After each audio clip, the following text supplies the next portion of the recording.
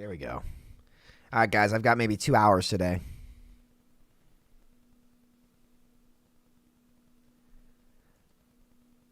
I've got maybe 2 hours today.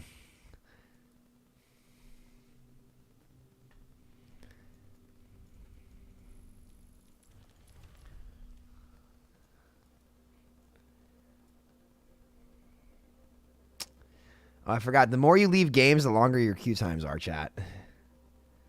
Maybe I swap accounts. That might be the play. Hold on.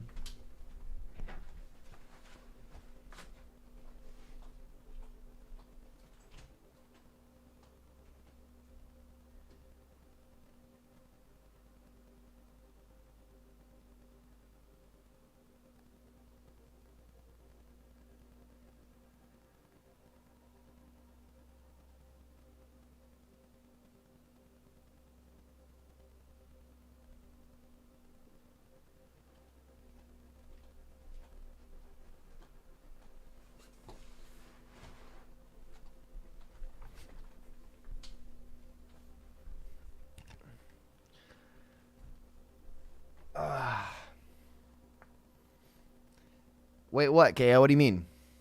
Chat, did notifications go out? Can you all hear me? How's your CCL Discord experience yesterday? I was in and out of there in like 2 seconds. Yeah, notifs definitely did not go out.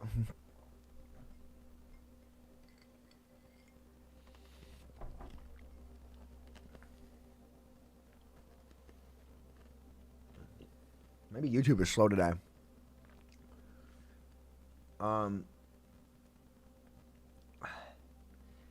In talks, I was in the clans Discord. Those kids are special.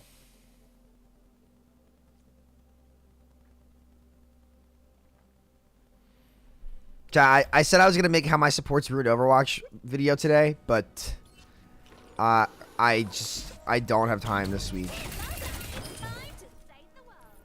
There's just no way.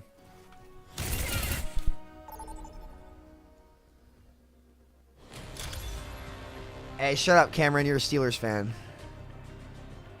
No, I'm not playing this stupid stream sniping Widow duo. Cringe cheaters. I'm swapping accounts. These kids are... I get on. These kids are already sniping me. It's 11 a.m. and you're fucking forcing Widow and you're cheating. Like, you're cringe, kid. You're cringe. I have so many accounts. I'm alt F4ing every time you snipe me. You're not getting content, shitter. That's cute.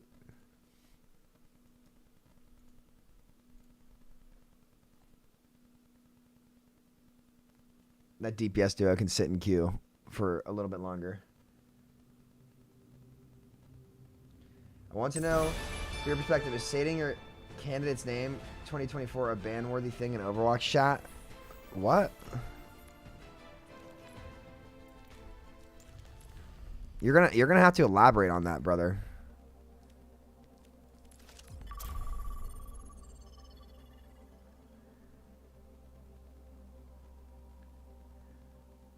I don't know what that means.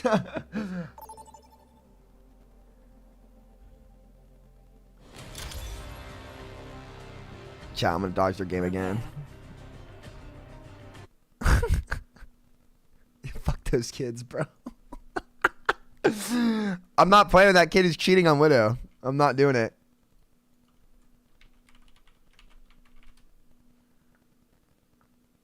You said by 20-minute review, bro. Come on. Listen, they're cheaters. There's cheating duo.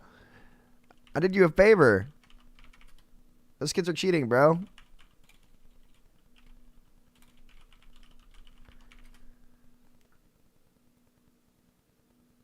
Yeah, Super Pants, that kid was wallowing yesterday and acting like he wasn't. Oh, chat, we're on Howie. That's why I left the game. I'm not playing with that kid forcing Widow every day, somehow not banned.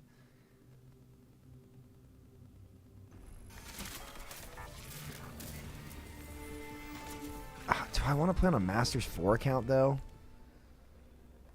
Alright, we're playing J-Sil. Should have thrown the game? Nah, I'd rather save everybody in the lobby the time. Those two are fucking freaks. Definitely some special ones IRL, you know, like they look weirdos.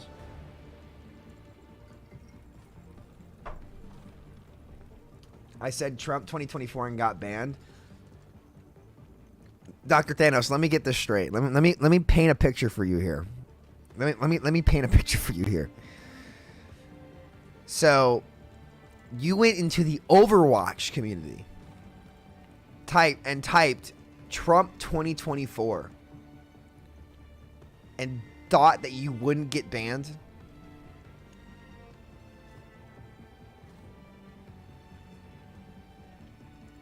That's like walking up to a hornet's nest butt naked and blowing on it.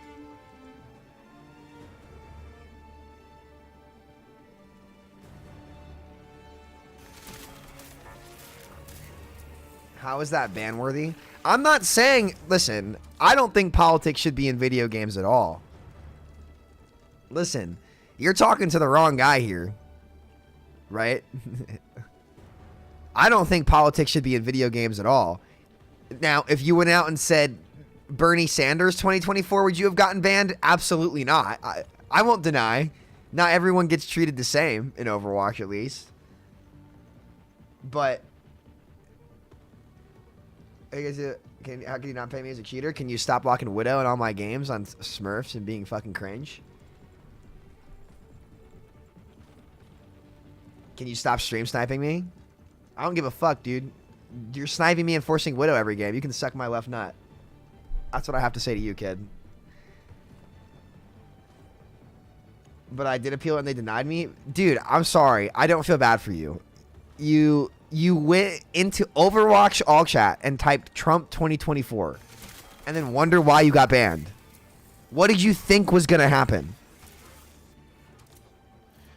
You walked up to a hornet's nest buck ass naked and blew on it and then wondered why you got banned.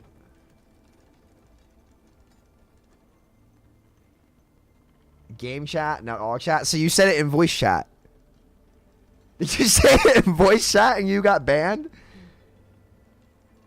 Is Aaron Rodgers done for the season? No way. That's insane. That's the most Jets thing ever.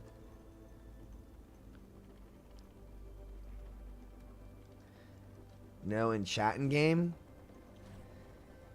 Achilles. Oh my god. That is the most Jets thing ever. Wow.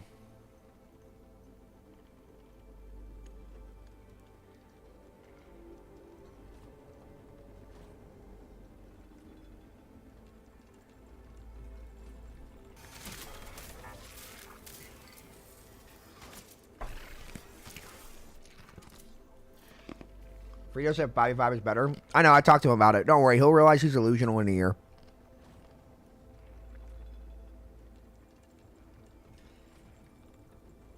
Dude, I don't know what to tell you. I'm sorry. I don't. You gotta know better. Oh my god, I'm in a Masters 5 game. Chat, do I pick JSO? Chat, what do I pick? I have to pick something troll.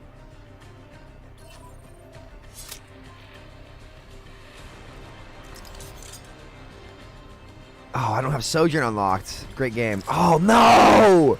No! No! Dude. I'm playing Tracer, I guess. Cheers, love. It's time to save the world. I'll play Genji. I'll play Genji. Genji's bad, so. No. I mean, are you a couple? Yes. Yeah, bro, I'm not gonna lie. Of course, like, listen, I know you're probably mad, but there's no reason to say Trump 2024 in game chat. I'm sorry, there's just not. You know exactly what you're doing. I don't feel bad for you. I won't deny it. In the Overwatch community, if you said Bernie 2024, no shot you're getting banned. No shot. You're probably getting endorsed. But you just gotta know your audience, dude. See, I find it stupid to ban somebody who said Biden 24. See, I get what you're trying to do, but I'm sorry, bro. Like, I don't think any of it should be in games. So, I don't think any of that belongs in video games. It's a two-way street, dog. You walked up to the hornet's nest butt-ass naked and blew on it. Like, I don't know what to tell you.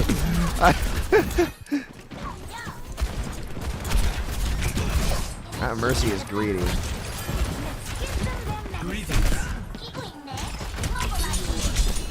These little Masters players are something else.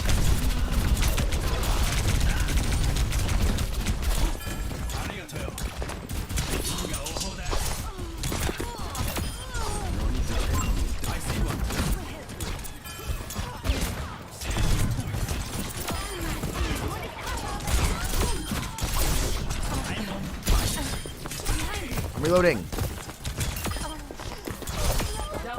Alright, we need to get out of this rank, chat. Immediately.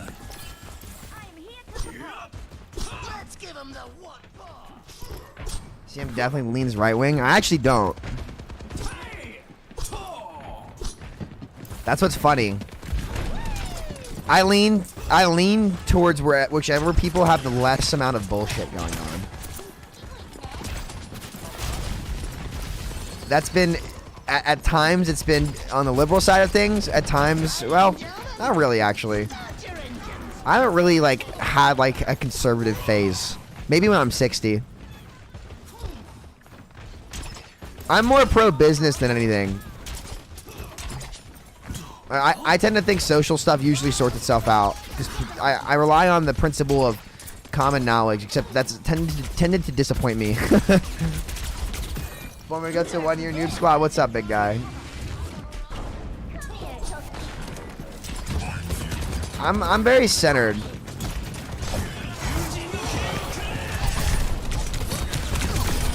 Oh, I just got owned. He's won! I cannot believe Aaron Rodgers was out for the season. I feel so bad for the Jets fans. That sucks, man.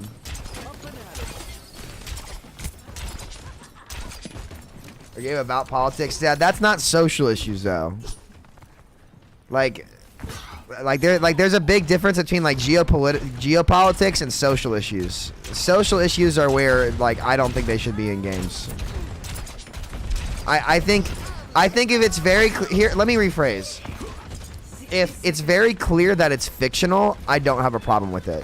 The problem is it never, like, some of these games are trying to make their games have like a personal message in the world, and that just alienates players.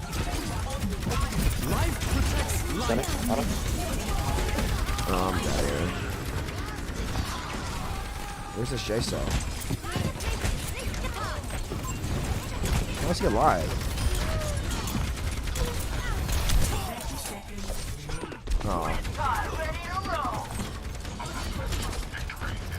I also feel bad. Oh god. This guy chasing me? No way, right? Yeah.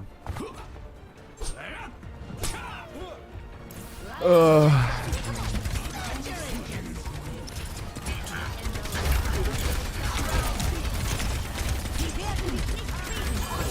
My J-Still is just carrying.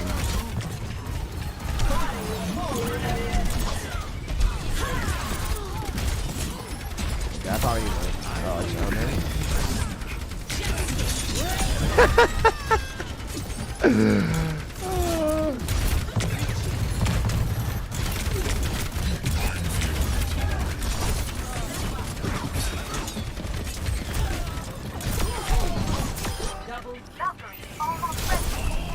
She's helping glue.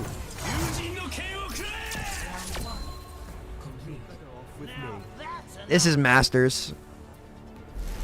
Score 0-0. No, we need more calling cards in Overwatch that tell us hero sexuality. I don't think they're already calling cards that tell you a hero sexuality. Am I crazy? Did I miss something? Select your hero. Able to strafe. Yeah, I don't know. Listen, that's just my opinion. Like, I think, and I think you guys get what I mean, right? Because it fundamentally goes against what I think gaming is for. Like, I think gaming is meant to bring people together from different viewpoints and give them all something in common, like an experience that they all love, right? And so if you're making it a point in your game to like make it about social issues and stuff, and you're taking a stance, you by default lose what makes gaming special, right? The fact that it can bring everybody together in a way that other entertainment can't. And I guess I value that more than trying to send a message. Like, I think that you show people something by showing them, giving them more things in common to enjoy. That makes everybody realize that at the end of the day, we're all human, you know? That's just what I think to be the most important thing. And you can disagree with that if you want. That's all good. That's all good. Now, that doesn't mean you should run around in max chat typing Trump 2024, you freaking dumbass. What did you, like, what did you think was going to happen? Like, what's your goal? You know? You're like, come on, dude. I'm not, no. One. Attack commence. Like, that's just dumb, dude. I'm sorry. I'm sorry, that's just dumb, bro. That's just really dumb. Oh my god. 22 seconds. Free speech? Listen, just because you can say something doesn't mean you should say something. And do you really think that do you really think the Overwatch scene is gonna be okay with that, dude? The Overwatch scene is the most left-leaning game out there. I'm telling you because I've seen it, and honestly, like, I'll be real with you, like, it's a big part of the reason why I don't really want to affiliate with Blizzard, because if you want to be a creator in Blizzard space, like, you have to be super left-leaning. And I think that destroys what makes gaming so interesting and so special.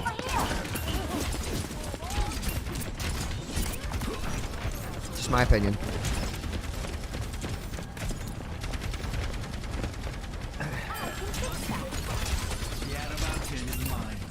Like, if you're gonna make me pick a side, I'm not picking any side. I'm out later.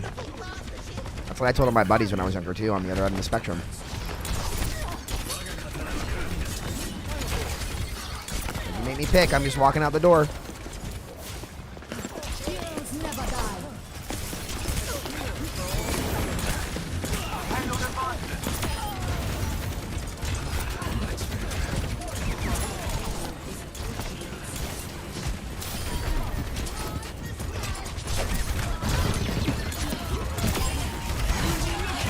They just don't turn around.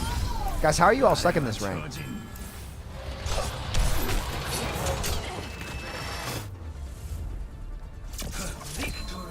Alright, that's a dub. Picking your sides at L? Like, it just goes against, like, what I believe games are for, that's all.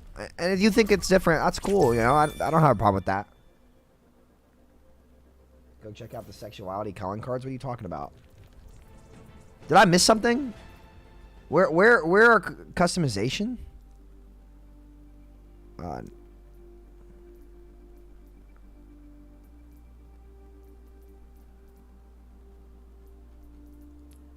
That's Loverwatch.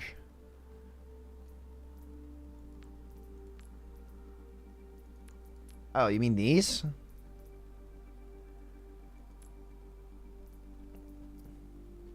Chat, I'm not gonna lie, I don't know what any of this means. I'll be honest with you.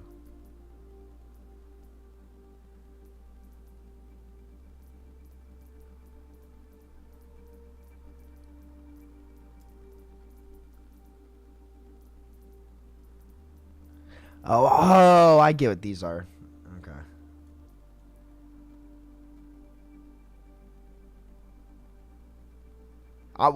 Why does this one look kind of dope though? I'm not gonna cap. This kind of looks like a Halloween Butterfingers. I love Butterfingers. Lakers! It's the Lakers! That looks like the Lakers color scheme. Chat, listen, I'm not a big fan of LA, but I will tell you, the Lakers color scheme is lit.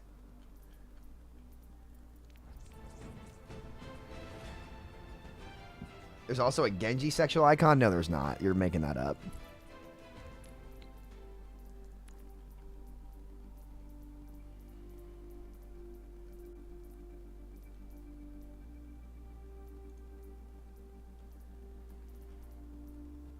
Oh, I see. I see what you're... dude, like, guys, I don't know what any of this means, dude. I'm just going to be completely... Well, actually, no. I do know what some of this means. I've never seen this before. Is this what you... Why did you call that Genji, dude? I guarantee you that's what that kid said. That's not Genji, dude. That's not Genji. That's not Genji. Oh my god. Yo, what? What are you saying, bro? Why did you call that Genji? I hate you guys, man. Oh my god. Buddy literally said they made a Genji one. What? What are you... Oh my god. Jesus.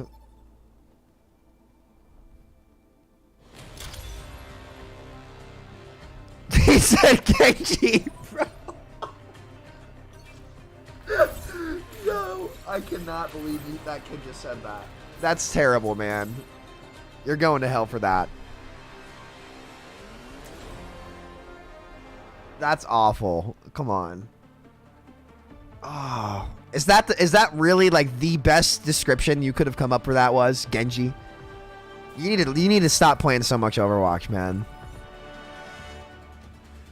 It's not even that funny. Why are you laughing so much? It is funny because it's just truly one of the dumbest things somebody could have said. And he meant it unironically. It is really funny because that is definitely top 10 dumbest things I've heard in a while. He said, and I quote, "There's also a Genji sexual icon." And it's like something that's about the real world. And like his only analogy was that it looks like Genji, bro. What? Oh, Jesus. I'm going J-Cell. 4, 3, 2, 1. It's pretty funny. Attackers incoming. Objective A. Yeah, like I don't know, man.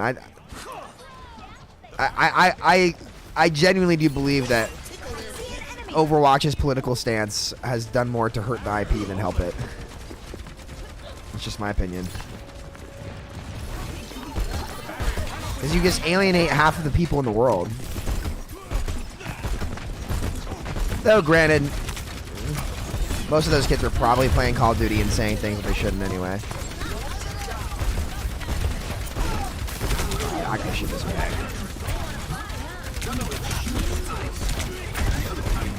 Kobe.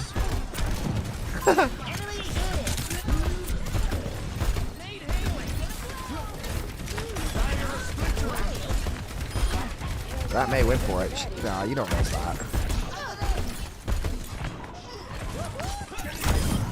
Kobe.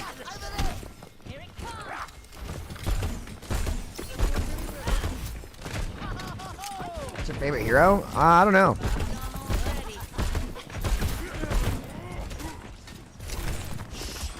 That gets one for sure.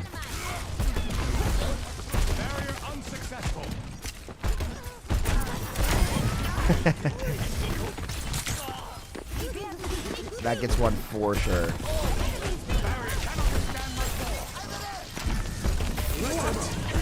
That's a jump.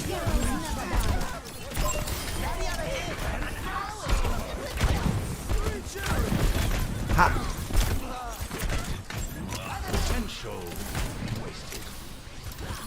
Yeah, I think the Bengals will be okay. The pleasure is mine. Hey, Samito, my brother just passed away recently, and he really wanted gold Asher Sigma. Oh man, I'm sorry about that, Ty. Over here. No.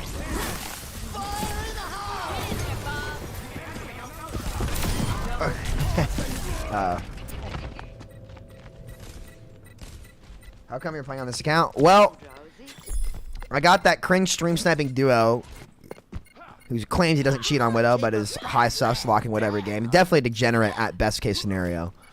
So I dodged, and then I got them on my team, so I dodged, and then now I got on this account, so they can't stream snipe me.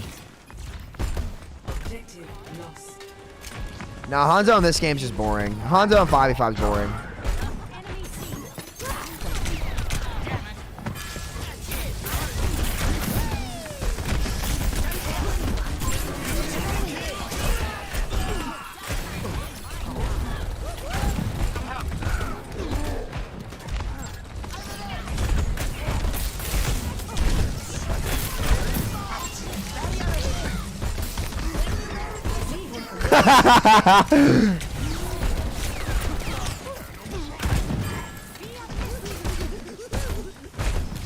tank went hard.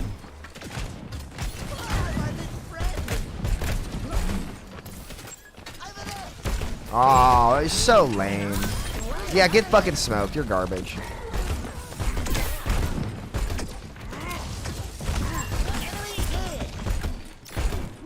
This kid goes Widow and immediately gets shit on.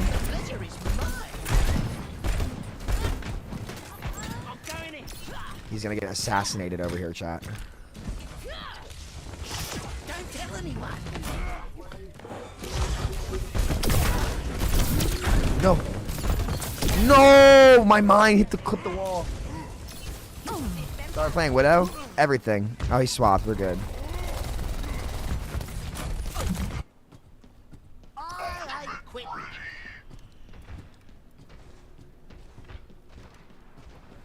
Oh.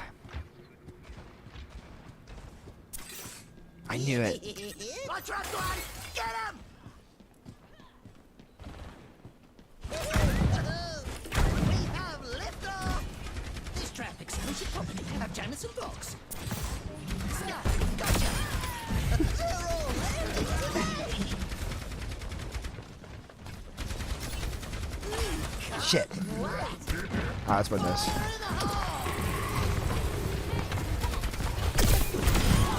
Roll over. He went Widow.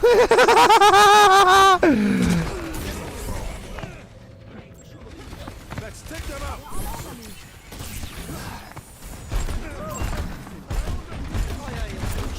Don't tell anyone. Over here.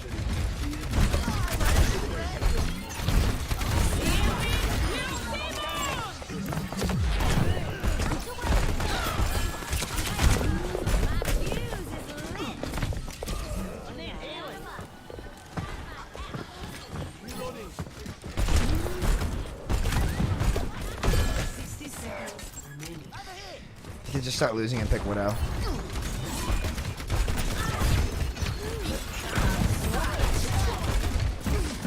I juked the shit out of him. Oh my gosh.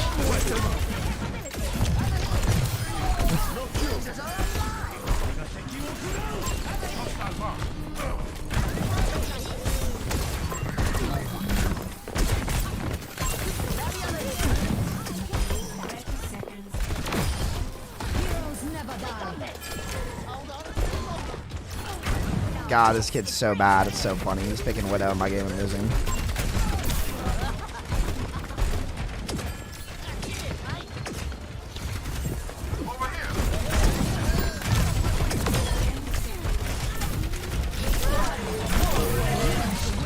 No! But they're not gonna touch. Yo, they didn't touch! These kids trolled! They trolled! They trolled! Score Oh my god. 0-1. Switching sides. Prepare to attack. Alright, chat, we're climbing. Select I don't, like I said, I don't have too much time today. I have to record some updates today, so.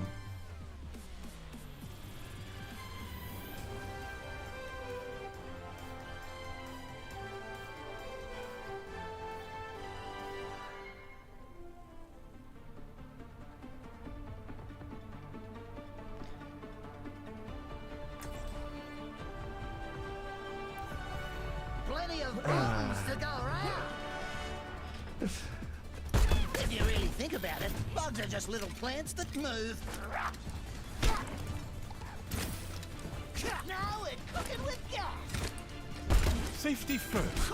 Taking down enemies, first and a half.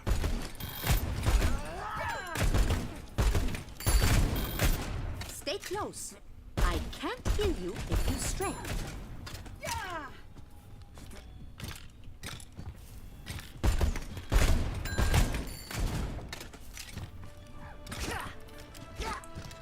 I don't think Steven 7 is gonna have a new hero. I'm not gonna say, are they free? I've never played one before. No, they're not. That's the big problem. The big problem is that the cost is insane, right? And that's why the space has really suffered. I'm just getting fucking lambasted right now.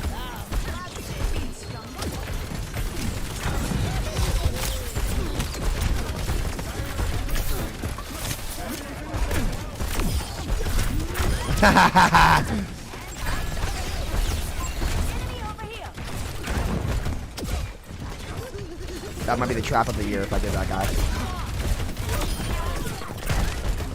Oh!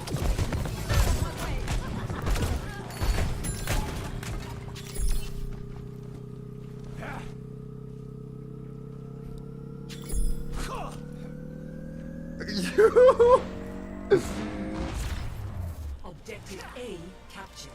He went Widow! He went Widow! He got shit on and went Widow! You can't make these kids up, chat!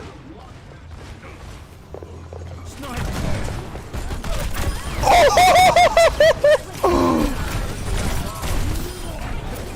I'm gonna shit on him again. Ready, ready, ready? The enemy is returned to life. But how?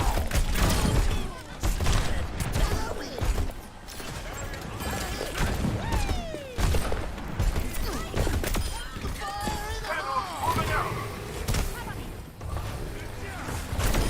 I'm the cream of the crop.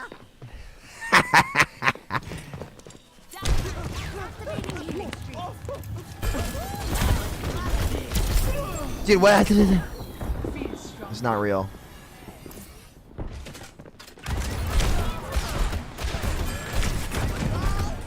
Oh, I do some trolling. I do some trolling. Wait, we win the game though. Doesn't matter. Doesn't matter. No, it wasn't trolling. Wasn't trolling. We won. I only see victory. You pick Widow, you deserve to lose. Alright, we're out of here. Chat, we're picking J still today.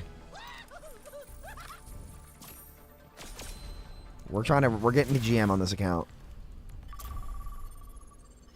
But yeah, that's the big problem in the Minecraft space. Like, what's so interesting is, like, Minecraft, it's the most successful game of all time, right? But its multiplayer space has just gotten dominated by Roblox and dominated by Fortnite because Microsoft and Mojang, they don't supply. In fact, like, the tools that they kitted Bedrock out with are worse than the tools that the community built over the last 10 years in Java.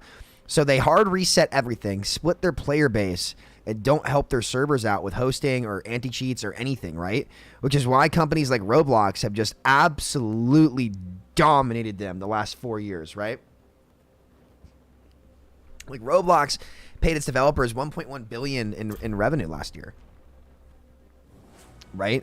So, like, Minecraft really, though, was first to the space and never should have blown its lead, just had an inferior business model. And they also got even stricter on what you could sell. And finally, this summer, they changed their EULA, allowing for pay-to-win PvE, not PvP. Prepare to attack. Select your hero. Oh my! I don't think anything could have gone more wrong in that 5-second time period that just happened. Like one Trick City for sure already. I don't think anything worse in a 5-second period could have happened in Overwatch. I load into Circuit, and these kids instantly pick Mercy Moira Doom.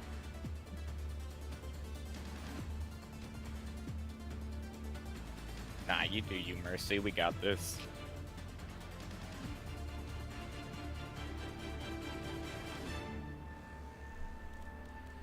I'm going J-Cell. Plenty of bones It's nerf to or go nothing. around. Je sens que je vais bien m'amuser.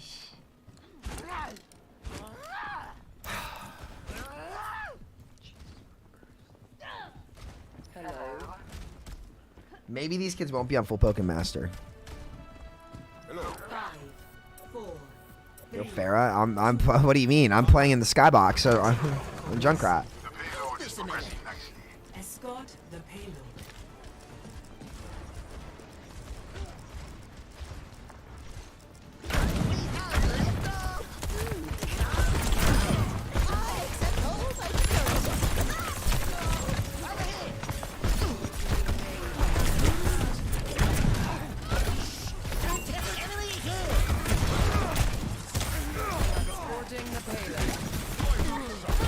It's alright, don't worry. Their map just didn't see me coming.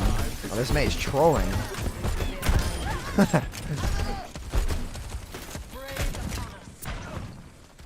Why do people say Doom mains are bad? Doom is such a freaking crazy character. You just go in and wreck everything. Because he is bad. It just takes a really good player to use him correctly. This character is shit, bro. This character is terrible. I mean, they say the same about Moira. But they pair well together, though. Guys, we cap, right? Wait, he just C9'd his own tank. Yeah. This situation calls for more bombs.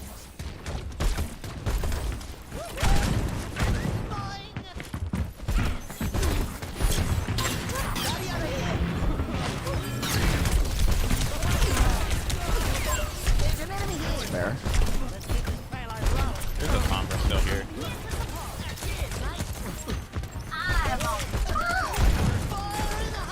Look at this aim, chat. Ready?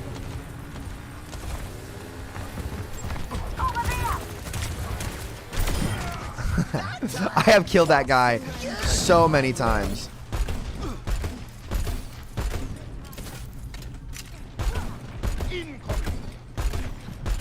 I've killed that guy like I got the Zarya 3 distracting. times. You go in.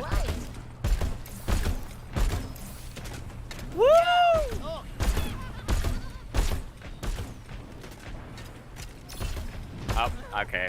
I didn't see the hunter. Bro got logged, unlucky. Do not resonate, Carrying Mercy. him up like a Taco Bell toilet. That's these Moira players, bruh.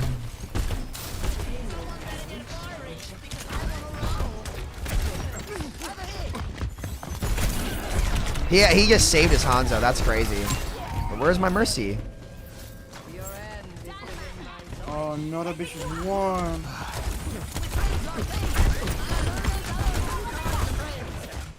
In the window.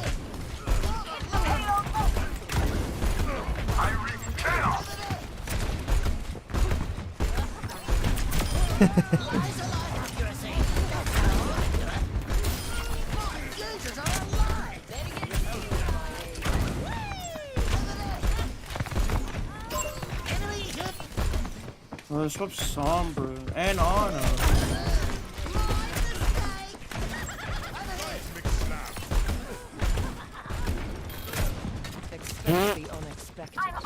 Oops.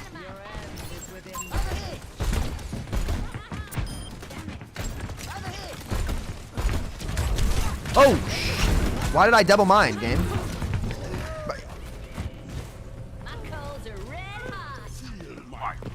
There's much for you to do. Just an EMP.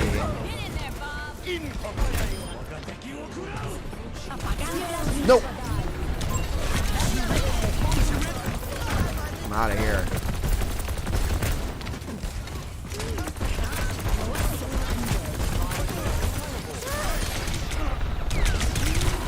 Mercy, you're bugging and calling Moira! Oh my god! Zoo animal! No, I'm just kidding. That's a little toxic. She's a master. She doesn't know better. I'm going back in. Chat, I'm not gonna lie. That's a wild decision from my Mercy right there to pocket a Colleen Moira instead of her Junkrat that has high ground. That is a wild decision right there. Enemy over here. I need healing. Need healing. Let's get him.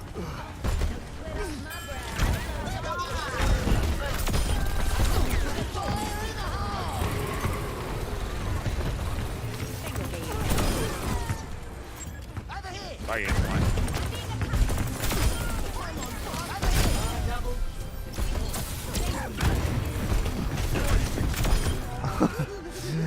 Not bad. Alright, we got it. 3-0. Switching sides. That's okay. Look, they're masters, chat. They're not GM players. It's fine. But yeah, that's like that was definitely our biggest hurdle for figuring out what to do in Minecraft is As long as they don't play that Hogwarts, cost bro, we got this shit. is insane. Like for example, how many of you guys know what Tubnet is? Or Skyblock Isles? No, as long as they don't play good.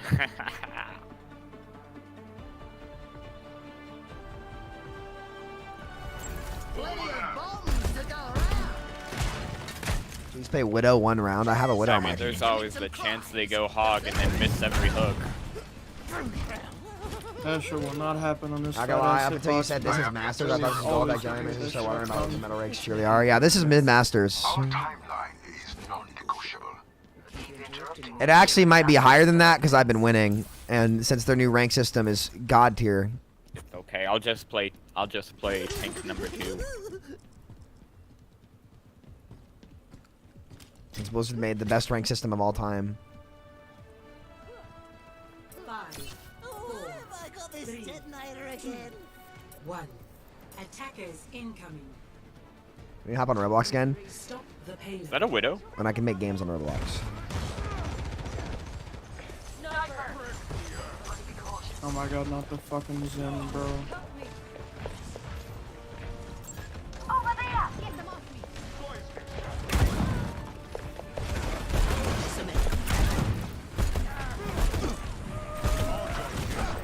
Oh! Oh, There's an enemy here. they're playing 3 pounders, bro. G'day, nice. Well, we still got plenty of time though. We're doing great. Orbit. Daddy over here. Over here.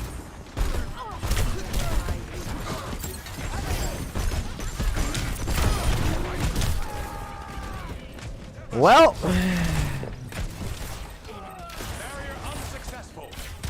oh, we don't have a mercy anymore. Okay. Being fortified. Such perfidy cannot go unanswered. Honestly, it's RNG path. These players mid-master gold is exhausting shit. Feels like GM3s when you get Hang up. not leaders every Yo, game. what a fucking sleeve. The counter sleep. He's back. It's in there. I'm gonna go on the drone. He's dead. Oh, he's dead. Progress.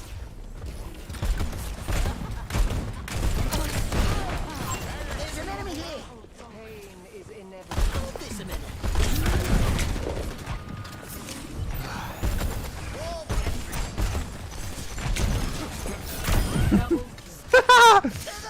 Nice mines. Don't tell anyone. Over here.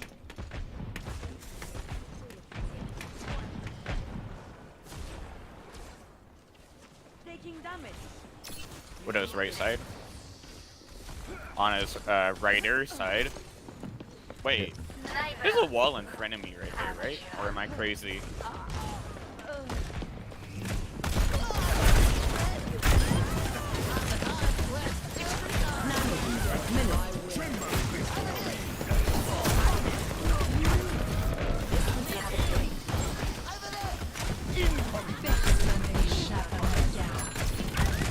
Bro, I'm He's just fine. slapped off cooldown, bro. He's literally one. Nice. Still got it, we still got it. We're doing great. My rollout. No. Fuck you, sake. Well, I think I can transfer. Thank you, little bro. He went off the map. He went off the map. Got one. Got one, boys. Got one. My shoe. There's mayhem to do. You gonna do any member VOD reviews today? We could do a couple, yeah. No one can hide from my sight.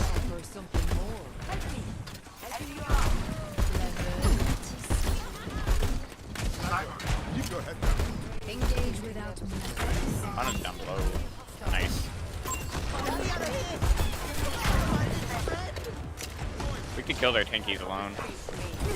Oh fuck.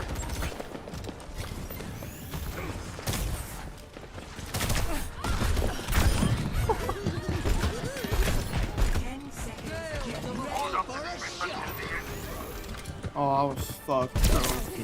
No. Let's go. Let's go.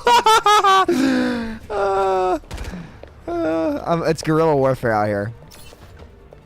Why is MINEPLEX down? I'm going Yeah. Because the old owners. Come on, just get off the point. You guys are not winning this game. Like, just stop.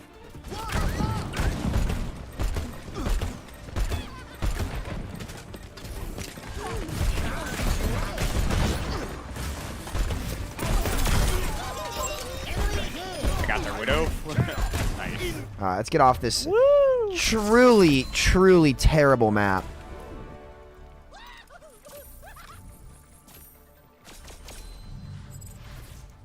Abysmal.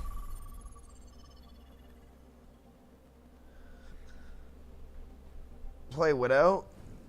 You guys want me to play Widow this game and show you how broken it is?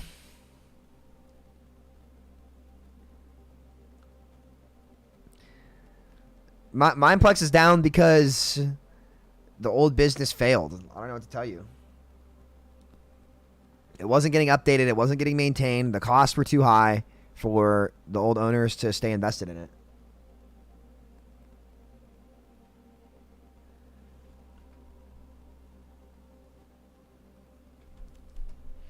Now I'm playing J-Still, chat. Flashpoint is just like... Okay, can I be honest about Flashpoint? Can I be honest about Flashpoint, chat?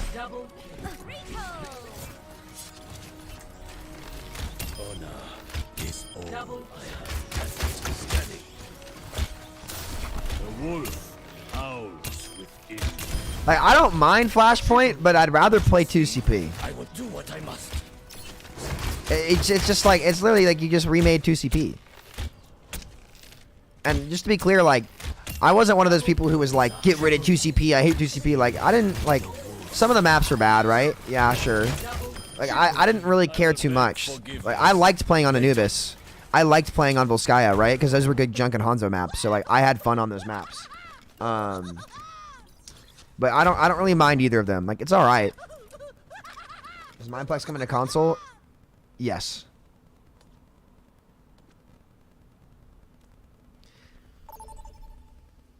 Like, if you didn't like 2CP, you shouldn't like Flashpoint. You know? Paris is the worst map ever made in a video game. I agree. No, actually, I take that back. No. Caldera.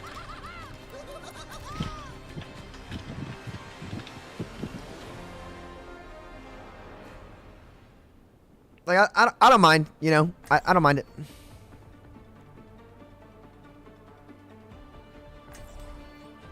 If you guys don't part brief, this will be the fastest game we play today. Remember, if you want me to heal you, stand very still. But also... Lunar, you had options on. I think Havana and Circuit Royale are worse than Horizon Lunar Colony. If you guys don't brief, this will be the fastest game. Like, Lunar had some strategy, like TPing to first on point. Like, there was a lot of stuff you could do on Lunar. I didn't love the map, right? But, like, it was definitely better. Like, just play, bro. You got this. I believe in you. Dude, I'm going to be overcome. Hell yeah. That's the spirit. Why my Mercy damage instead of Bastion instead of the jump out and the choke? Player is lost.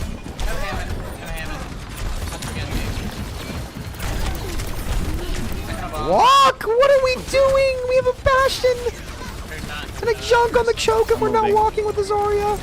Echo top right. We're getting pressured by the Echo flying top right. Guys, you see how my team just didn't walk? They literally just had to walk out. They stay in that choke and they get rolled. You have to start touching point. They're all low rounds, guys. I guess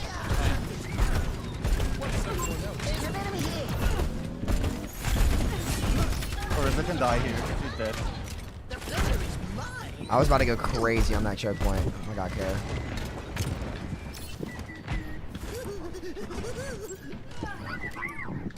Yeah, I guess, I don't know. I thought Masters players would just know the basics. I was wrong.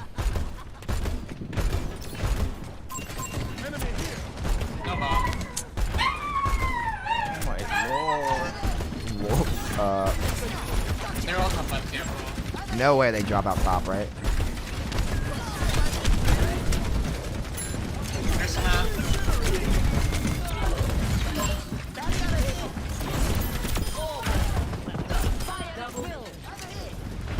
Huge. Echo killed me on point. Echo both flying on high ground. Echo on point right now. That is a troll copy.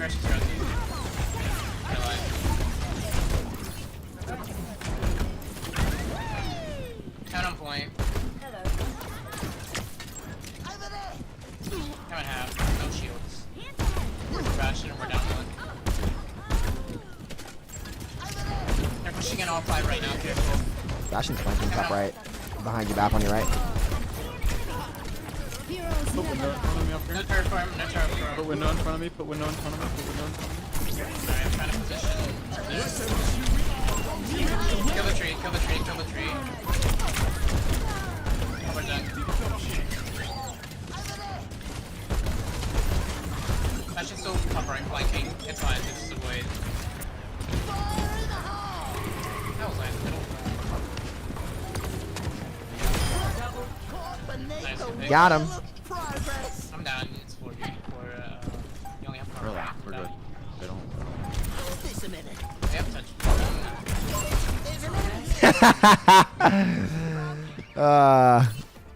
I'm just curious. What do your last few games look like? I'm curious. Score 1. You mean my last game? This is my Like second. your last few games, like you're, like I'm curious, like win loss. I think like last in order for 6v6 to come back, I think Overwatch 2 is gonna have to lose a lot of players faster than they think. That's fine.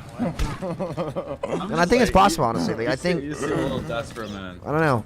We'll see. I would say desperate. We hard There's conquer. people to listen. No, but you seem like That guy's dog is that dude's dog was struggling. It's okay. You have the number 405 Bastion player in there right here. Oh my god, dude. Bastion only? Bastion main. Yeah, Bastion main? 405 TPS. Sir.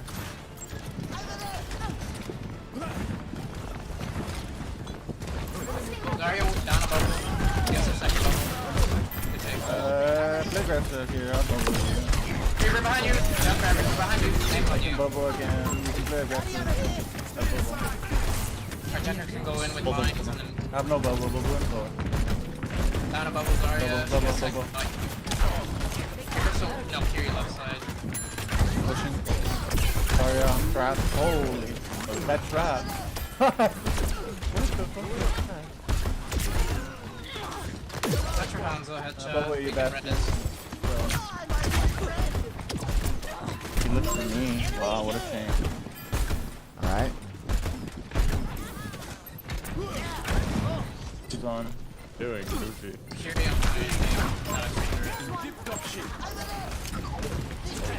We can red that. I have lamp. We're fine. Kill the pile on top right. Reaper on point. I need healing. Reaper.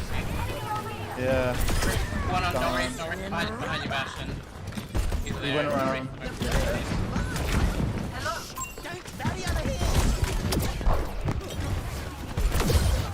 Hanzo low. Got I him. don't think if we have res, I can land. I don't think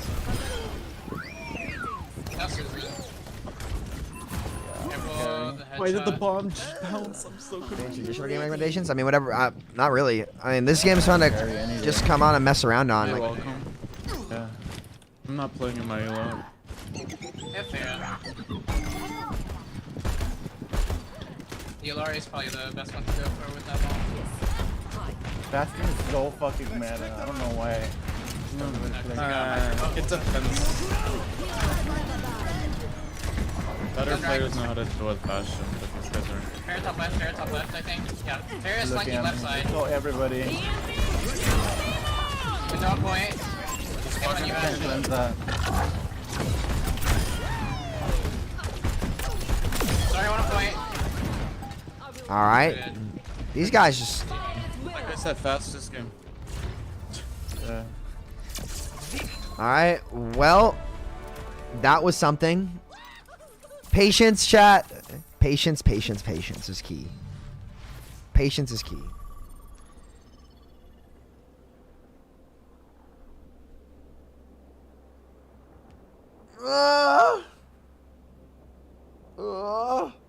Hold on, I gotta peek chat. Give me a second.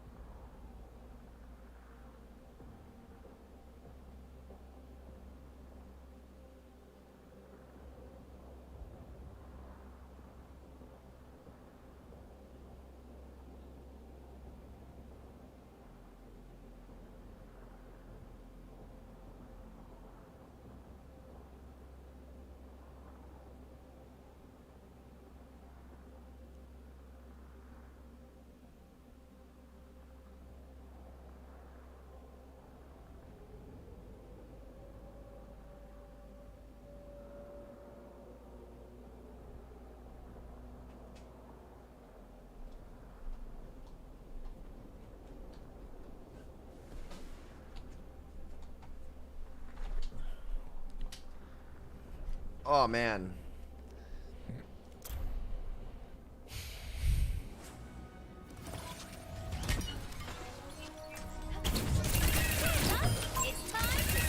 Double, triple kill, quadruple kill, quintuple kill, sextuple kill. Double kill.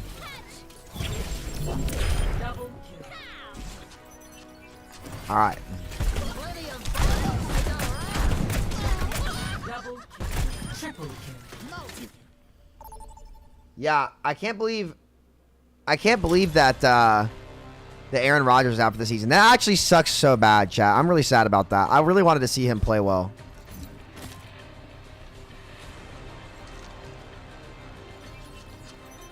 I still don't have Sojourn unlocked.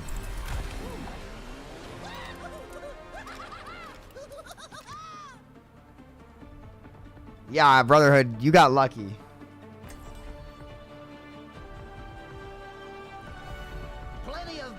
The Jets are just cursed, dude. No mistakes. Like I was really excited to see them like be good.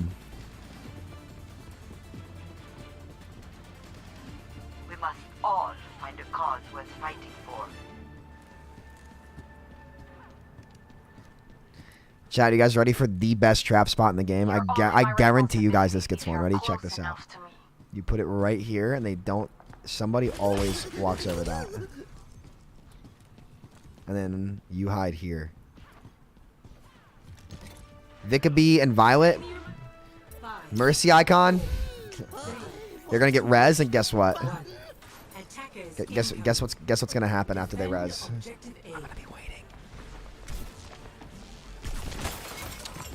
No way.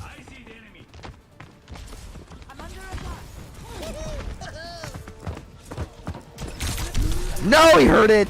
He heard it. I was like, I forgot to set up a mine. He heard it. It made the noise. No. I should have had it set up earlier.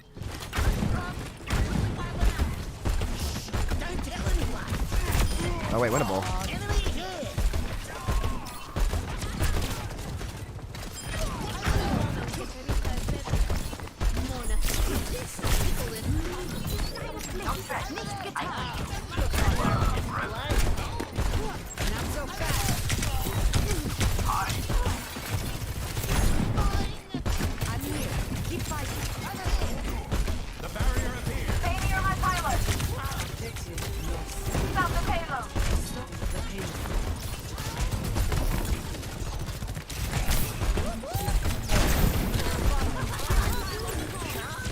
Bubble soon.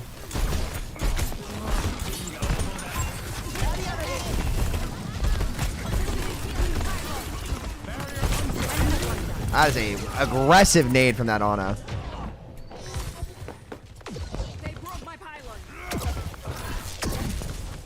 I want to know your thoughts on 5v5 Widow players. Both dog shit. You ever queue with Hawk? Not recently. When we're trolling. The only reason they couldn't balance is because they kept adding characters instead of working what they had. No, you can do both.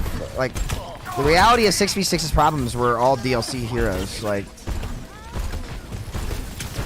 they just kept overkitting the new characters and they never fixed them. We're gonna nano soul build. I'm not gonna be here for this. There's an enemy here.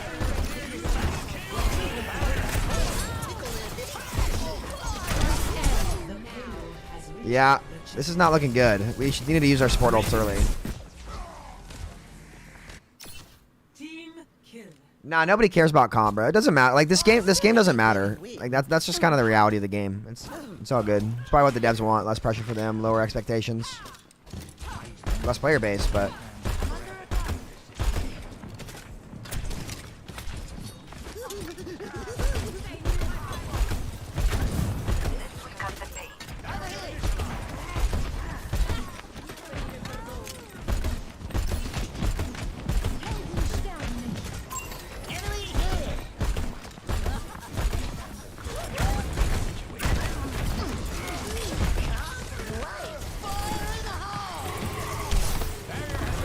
There's no way.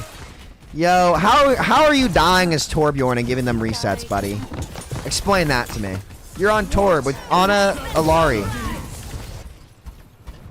I'm going Bastion. How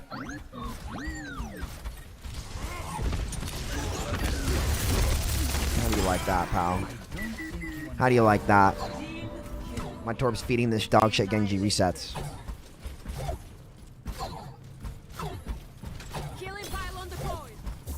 Sure, it's the same meta as bad as double shield. Yeah, it's just as bad as double shield. It is. It's the same problem. Like whether this is why Blizzard needed to sit down and really actually understand what they created, right? Because they just created the same thing again, right? Except in a worse format.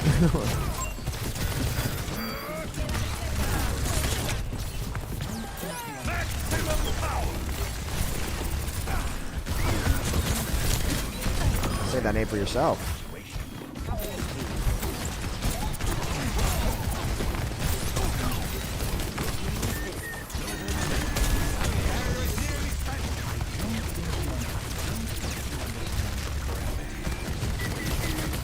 My Sig is up there.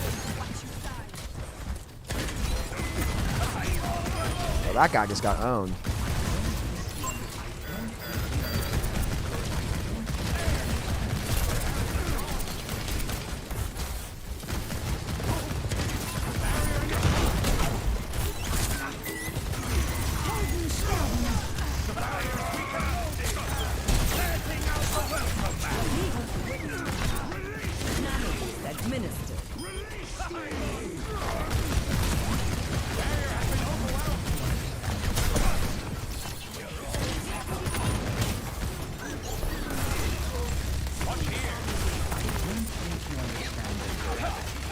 But yeah, this is what happens when you just kind of run from the issues instead of addressing them head on.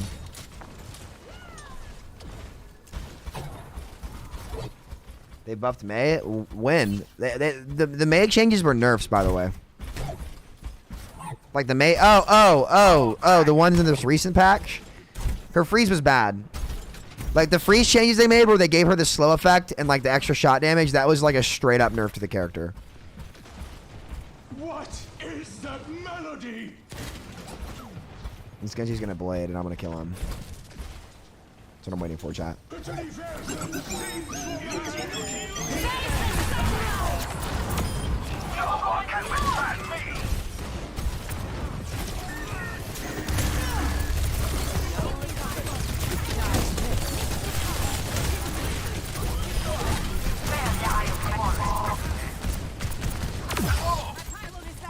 Don't go there. Why are you there? Oh god. Right, I'm gonna face tank 4 now. My Alari got way too greedy for that kill. Nano boost is charging. Actuating the back.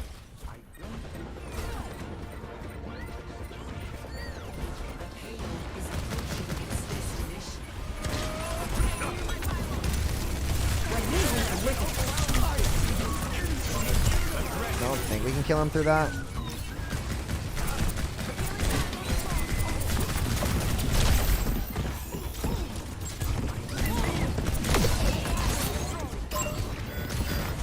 Check this out, chat. Ready? I shouldn't have sleep dart.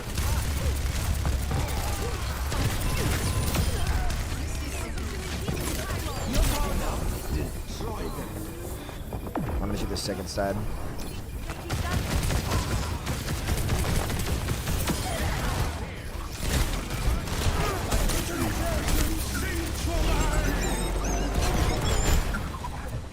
Ah, let's go! I traded. Holy cow, that was big brain. You guys see that like quick ult spam I had? Because I was gonna die no matter what. So I just rattled off the shots. You should win this.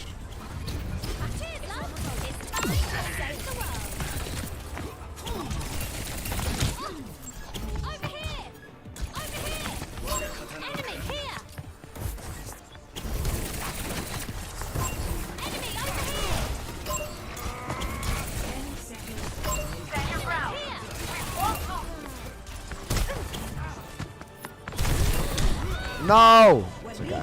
We still win.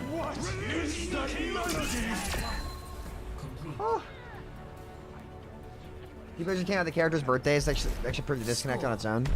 Yeah, I saw that, but like that's. Yeah, that wasn't great, but I don't know. It's a new writing team, right? I agree. Those ages don't make sense. I agree with you.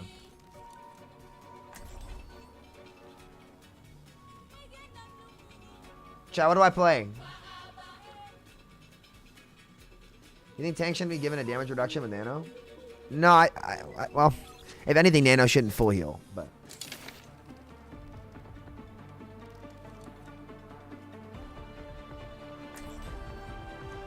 Yeah, season 4 Austin, I forgot about that. Chat, what do I play? Genji? Why would I play Widow, chat? I'm down to play Soldier. Chat, actually, you know what? Here's what we pick here. If you guys want to, this is how you win Numbani first every time. Reaper, unironically, like this is the best point in the game for Reaper. Like you break every hold. You just TP straight up onto high ground. Now it'd be better if I had a dive tank, but like this is actually broken.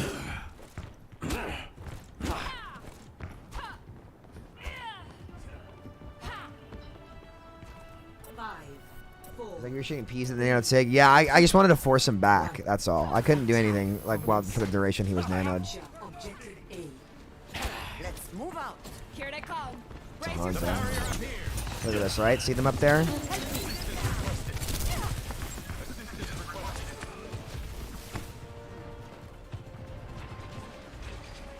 What are they doing? He bubbles there. ITP on the honor. Should be okay. I might be dead here. Yeah, my team. Oh, these kids literally all did the one thing that they can't do is they went top and they just sat in that fucking choke point. That's the only way that this doesn't work, chat, is these dent heads while there's 4 people on me just sit up there and don't walk out. Because my Sig wanted to go high ground and he picked Sigma on this map. I don't think we play this comp.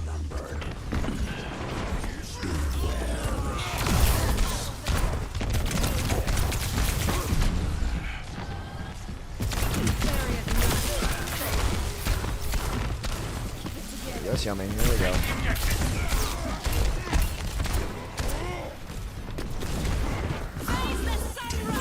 Enemy sighted.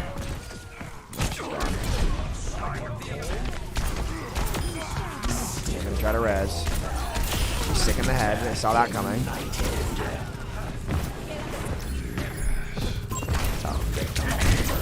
Wait, she didn't have rail.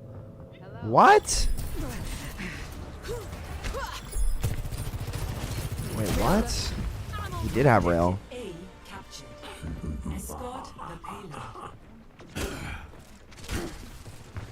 So yeah, we're not getting any care from our team, by the way, which is what makes this funny.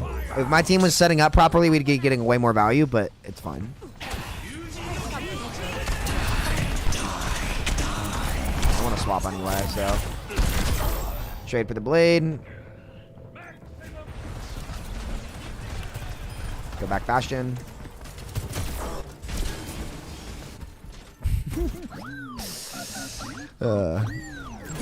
Blossom for Nanoblade is a great trade.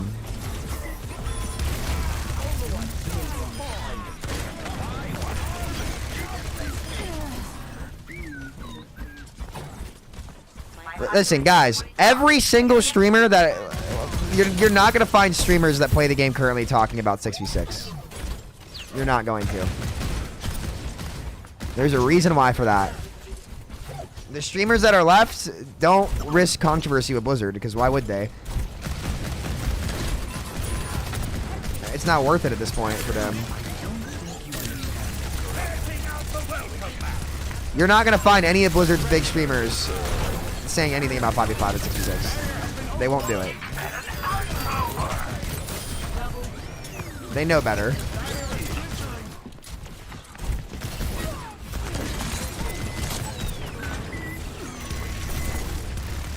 Well, it's not paycheck. I guess it's not really paycheck. It's just kind of opportunities. Like, why would you risk that at this point?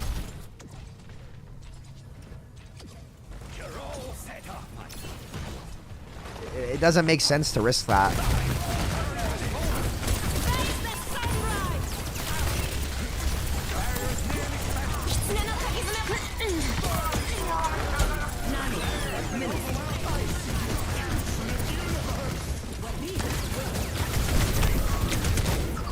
Tragic. Gale said 66 is better. Gale, you see Gale on the front page of Blizzard events? The universe is singing to me! No, you know. An enemy appears! I actually want to watch Frito's video. He told me he was making it. I told him I'd give it a watch. Can I carry this?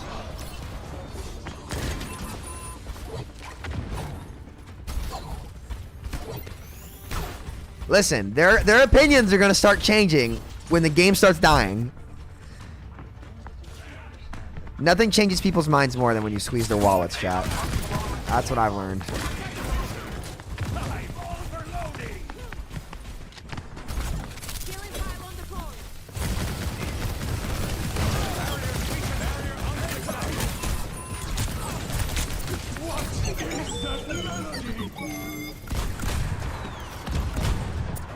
Burning brighter than a supernova!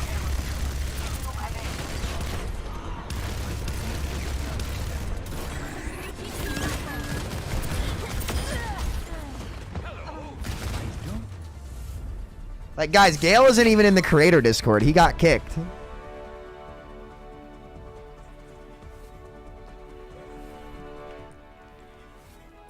Like...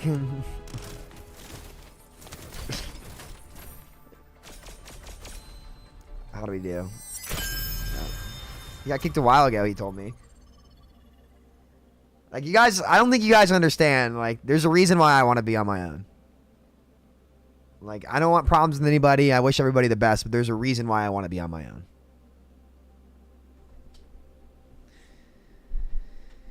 He got kicked because it's okay for journalists to flame him and Kefri, but if they defend themselves, that's not okay.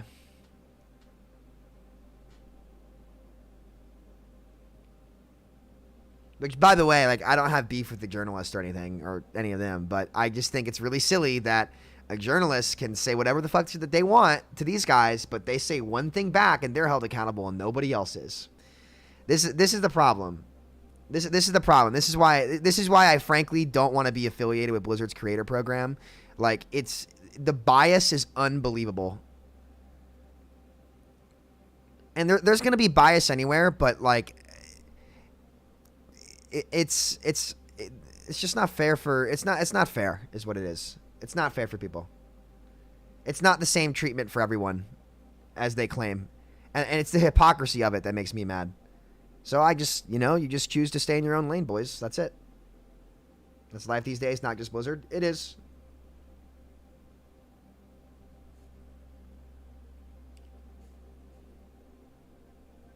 Samito is the Dark Knight of Overwatch. He takes the fall so other people can be the Harvey Dents. Nah, I don't care. I used to be like that. I don't care anymore. Let it play its course. Why is it they can't release a limited 6v time mode to gather data? Because it splits the player base.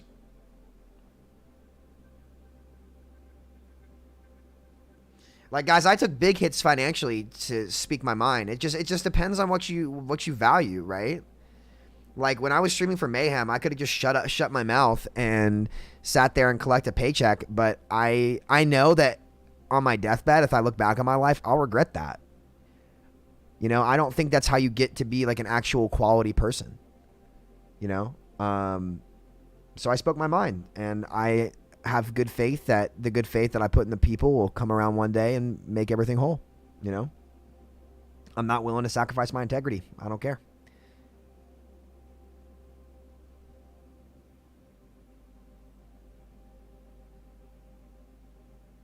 And 2 years later, the league's shutting down,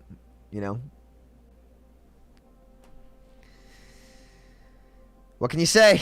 Can't say I didn't keep it real, right?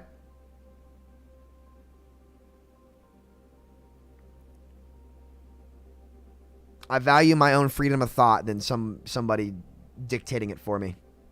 Way more than that, That's something money can't buy, Yeah, you don't have to, Andrew. That's the beauty of it, right? They hate him because he spoke the truth. Facts. Facts.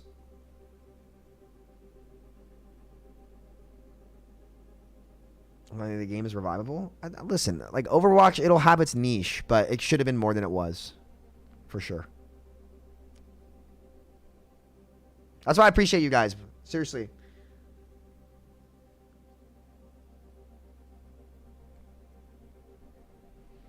Well, the forums aren't credible places, Austin. That's the problem.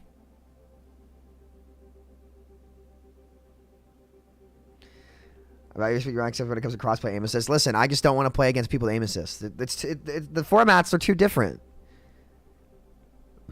Don't force it on me. You're forcing me to play against that is my problem. If it was an optional thing for both players, I don't care. Telling even true, that's a price these days. Sometimes it's early as access, as VIP access to devs, but is it worth it? I'm not sure what that means. They never stopped updating the game in 626. What do you think the ceiling was for Overwatch? I still think they... Listen, I said this years ago, and I stand by it now. Instead of trying to make PvE, they should have made a Battle Royale. Greetings. They should have kept adding new heroes in the game, and they should have made a unique Battle Royale. The PvE, like, clear... Like the amount of work that it would take to make a BR would be significantly less than what the PvE was supposed to be. And look at what ended up coming out. That being said, I think the last couple years, Activision Blizzard as a company just has not been capable of anything because of what's going on with Bobby Kotick and company. So I just don't think... I think that it was doomed either way just because of Activision Blizzard's infrastructure and how that was going. Another one of my takes that aged well. Like, you can't tell me... Like, this is what I said. I said they should have made a BR. Like, imagine if they had started on a BR in 2018, 2019. It probably would have come out in 2021. Battle Royales are dying too, right? Not really. Like, not necessarily. Just some of the old ones got old. Where's Kaplan at these days? Hopefully living a great life, you know? Hopefully living it up. I like Kaplan. I didn't agree with him a lot, but I like him.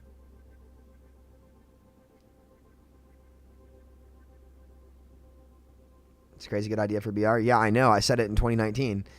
And everybody said I was crazy. And now the PvE's out. And guess what? It has 0 players because it was terrible. I don't miss on this stuff, dude. I don't. I do not miss on this stuff. Ever.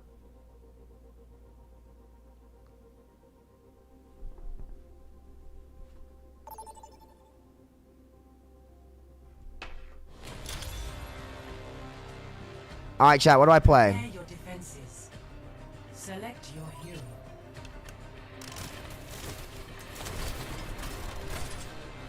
Listen, guys, Al would have been fine if the design direction they took the game didn't directly go against the interest of the league. They took a competitive game and made it brain dead and then wondered why everybody left. It's not the Overwatch League people's fault that Al failed. It's the game designers.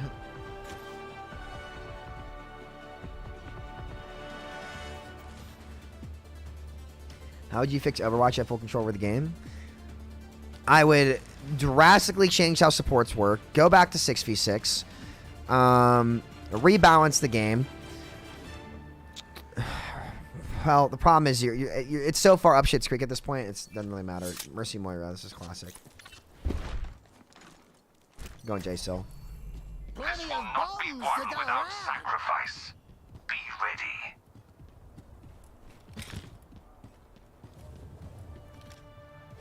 So you're on stuff about MINEPLEX on Friday? Yep. We're gonna do some real good with MINEPLEX, chat. You know what I'm sick of, chat? I'm sick of the consumer losing. I'm sick of it.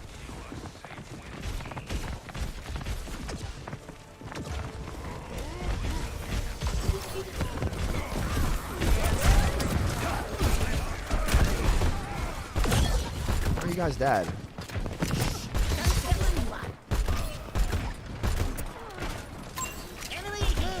Destroy that turret.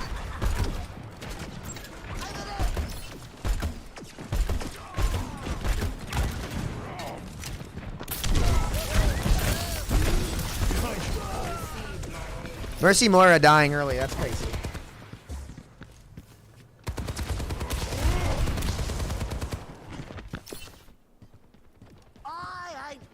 So what's the deal with Diablo? Did it fall off in the late game? That's kind of what I heard.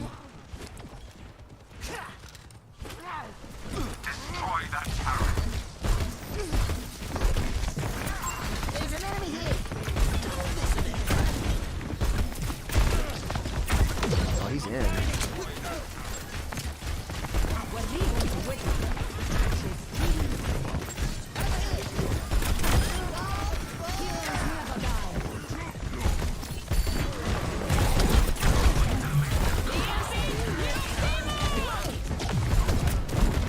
Tactical visor activated. The ledger is moving. Users are alive. My power emanates. Hey chat, watch this. Oh shit. Not that, wait.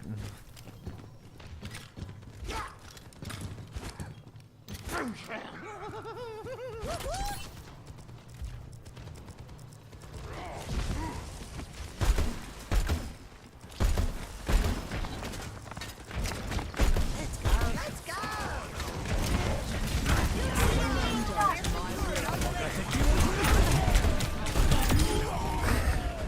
Okay, that's not what I wanted. That tore about his turret way back there. I was worried about that. Point C9, you shitters. Don't let him touch. You gotta touch. Oh my god, this glue eaters. My RAM is huffing glue. You know what, chat? I think support should get more CC. Destroy that turret.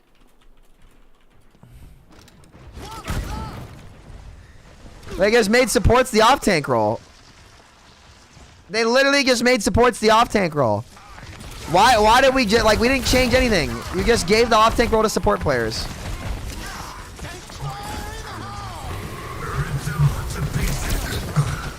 They said, you know what? Let's remove a tank, but just give all the power to supports because they're not strong enough.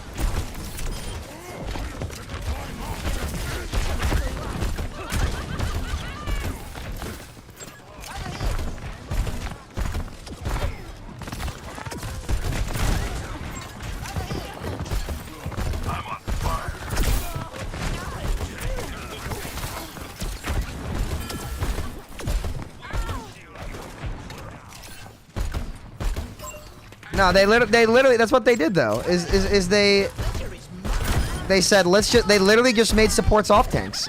That's what they did. It's not better for the game. Like it's just straight up not.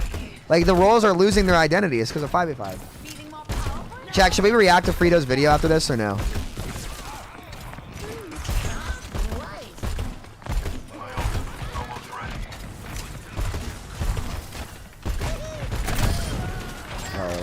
That was not the best from that guy.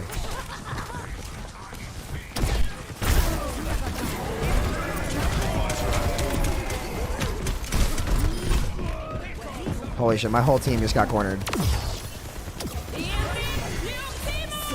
to my will. Oh, I'm ready. I'm very curious what he has to say about 5v5. Chat, give it time. People are going to realize that there are some things that they're complaining about the game that are not balanceable. Like, it's the format. Like, no matter what you do from a balance perspective, it's not going to change it. I traded the sword. Thank you for the res.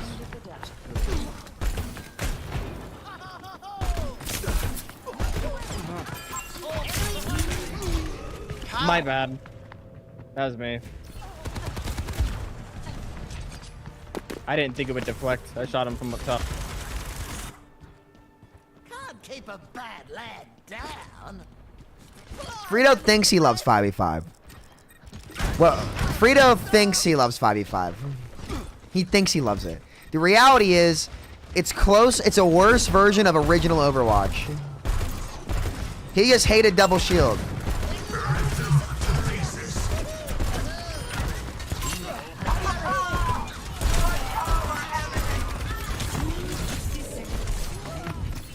Got another fight. I just do not get care. Got tire and visor. Like, the reason why people like 5v5 is because they ripped the band-aid off of double shield and they brought back the core of the original game, but it's just a worse version of the original game. They could have balanced that out in 6v6 and the game would have been fine. Tactical visor activated.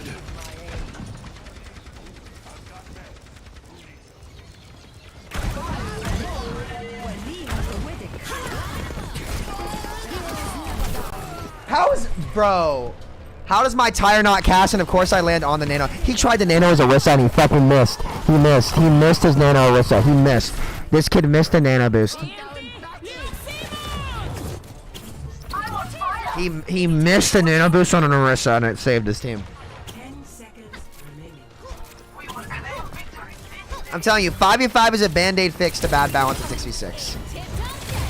That's all it is. It's what Overwatch at its core outside of Double Shield was, right? Post DLC supports.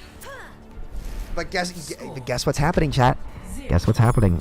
The same exact philosophy issues that caused 6v6 to fuck up are gonna fuck up 5v5 even worse. And you're watching it happen live.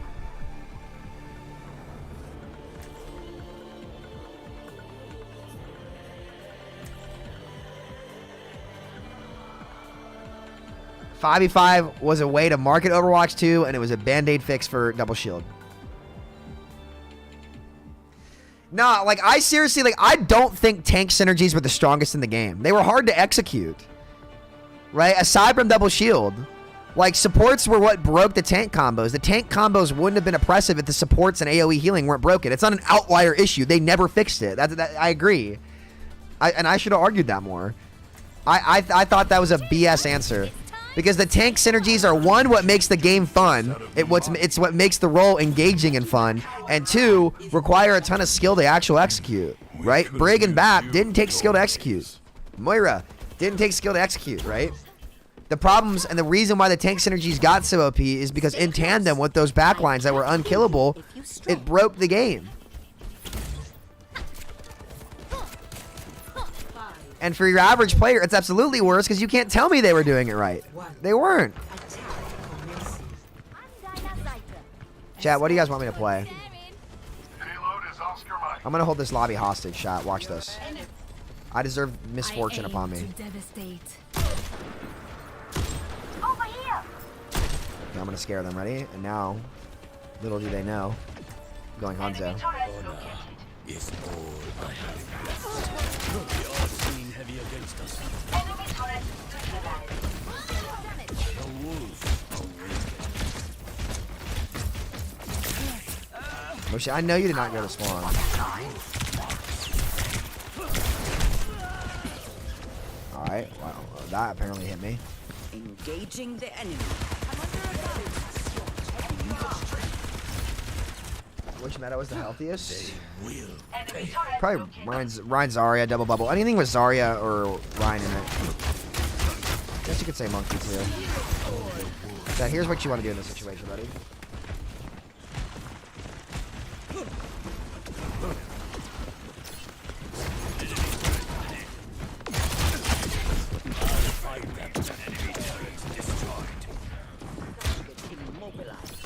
Slapped. Are we gonna walk?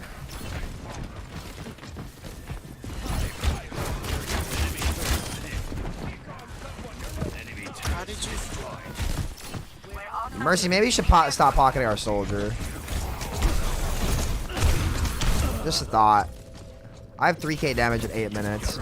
I don't think I've been healed in a fight.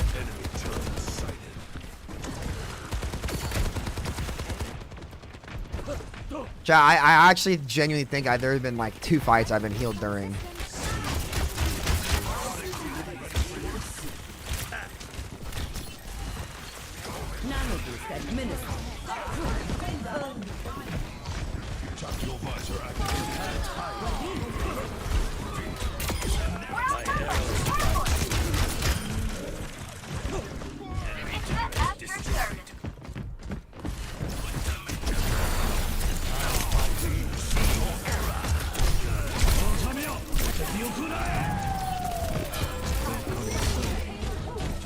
Walks right through it. Hey, Overwatch 1.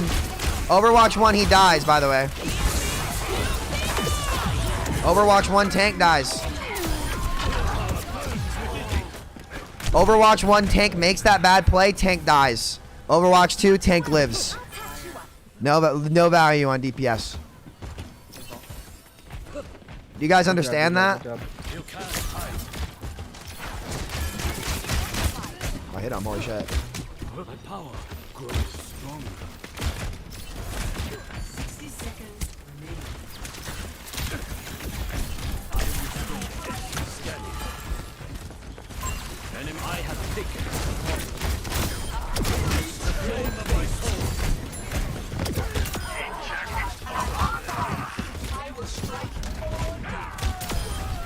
Dude, make him stop. Make him stop doing that. That is so dumb. I will not let you fall. I know, but still, like, I don't know. I'm just sad. Just tell him no next time. You got it. Oh, what the fuck? Enemy mob.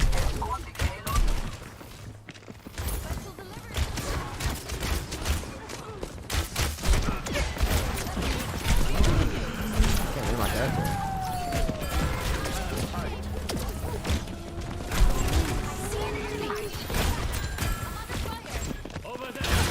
Where's my tank?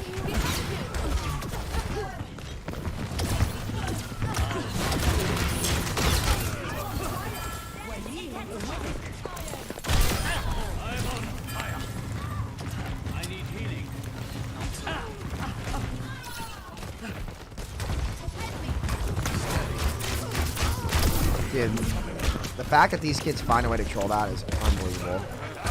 Got a Larry. How do they die there? Get to the payload. And by the way, guys, if taking the game to 5v5 fixed Q times, why are Q times the same?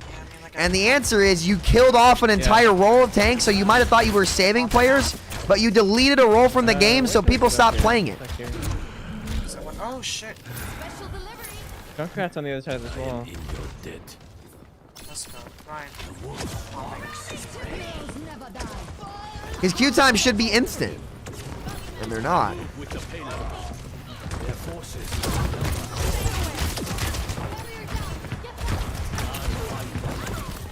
And now Zarya can double bubble herself. Hey, guess what? Guess what hero dies there in Overwatch 1? Guess what hero dies there in Overwatch 1? Yeah, I'm not gonna lie. Jake's take saying that a DPS couldn't 1v1 a tank was fucking brain dead. I'm not gonna lie. Avril and Jake saying that, in hindsight, I should have called that out for being completely fucking brain dead. That was a fucking pea brain comment.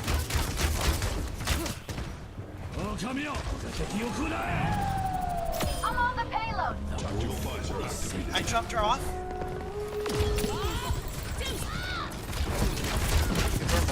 Got them all. Oh!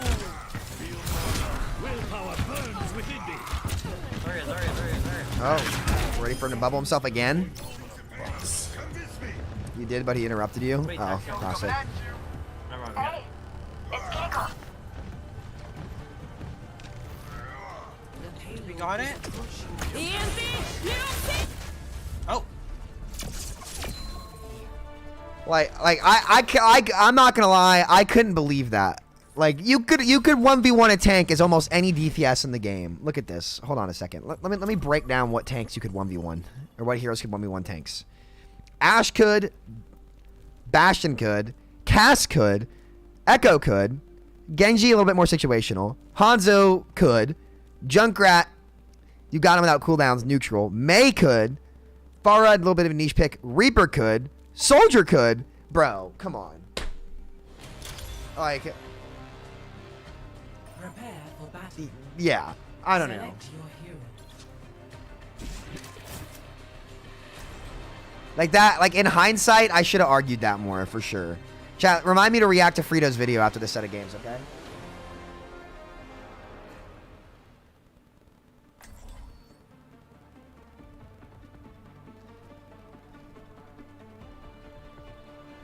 By the way, Traffic Cone, supports were what made goats, not tanks.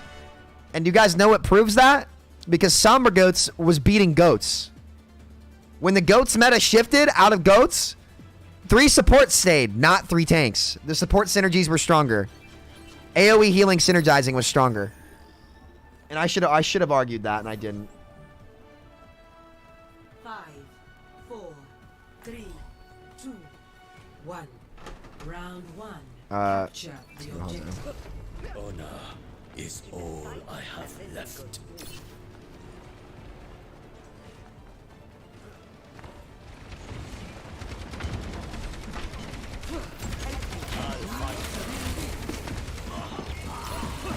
I might have to hop heroes in the chat.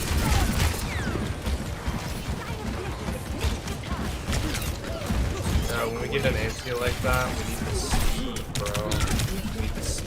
Are you gonna heal me? Like. Shooting anything with financial.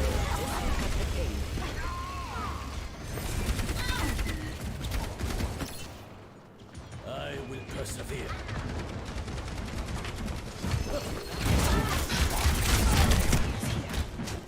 Chat, I might have to take a call here in a second.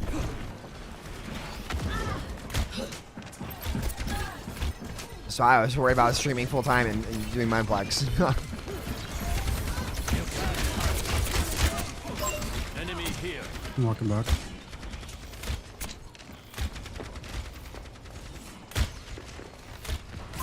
Enemy marked. Claiming the objective. No way, I'm gonna die. Bruh.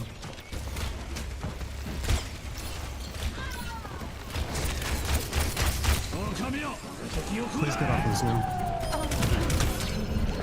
Yo, I need to get healed, bro.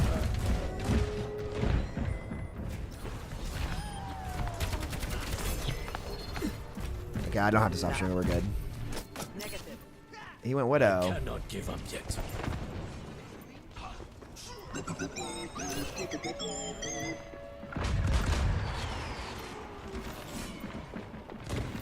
Am I getting nano? You're garbage. You don't need it.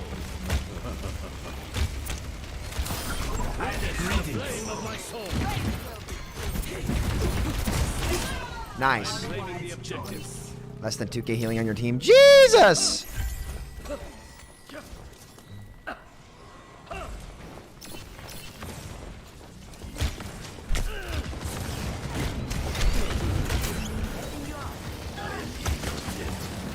First, you can get the turrets like Alright, I gotta His go. ults.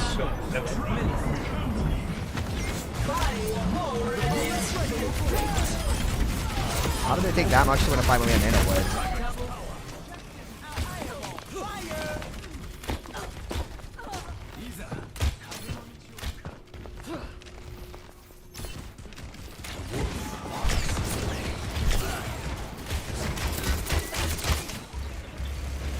I need to get my dragon. Their left side. Scanning.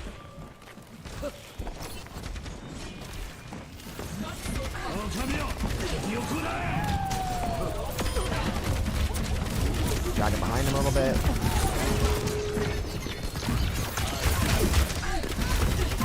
Just sports.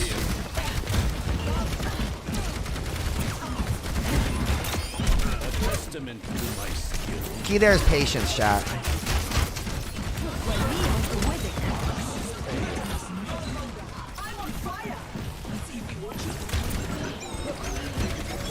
They're right behind us there. I'm just gonna split off. I played it.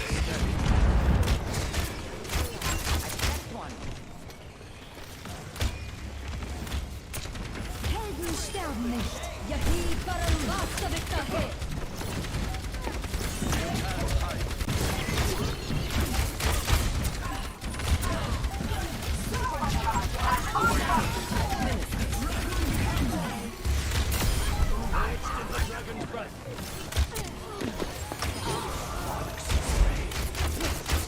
All right, nice. We did it.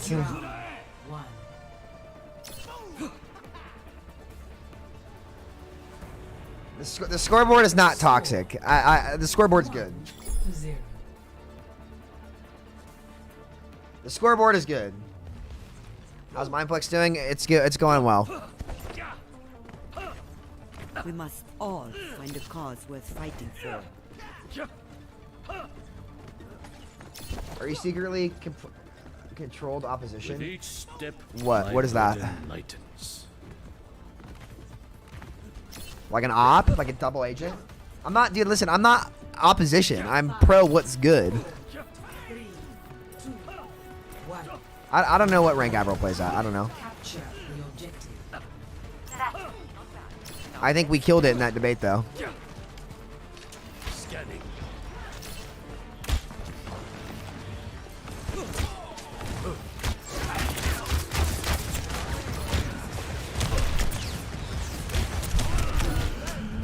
Need healing.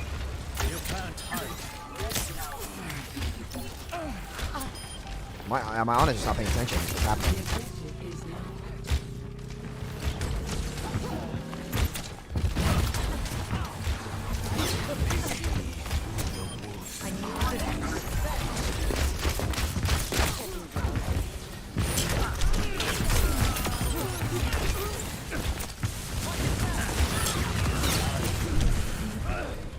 My Ana has just not been having a great game, I don't think. Oh, she's picking it up.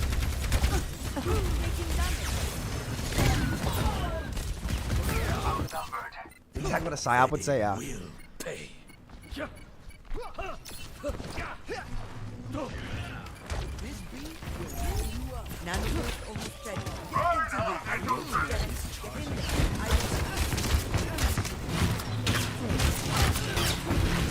Double bubble, great. Great. My Ana's just not looking at me. Like, dude, I'm sorry. That just defeats what's fucking fun about Overwatch. It's fucking stupid. It's fucking stupid, dude. Overwatch 1, I win that duel if he's misplaying like that. My Ana is not that player. Let me pick something. Like it was very ideally there, bud. We're gonna pick something that can play by its complete self because our Ana will not be able to help me this whole game. It's very, very evident. Cheers, love. It's time to save the world.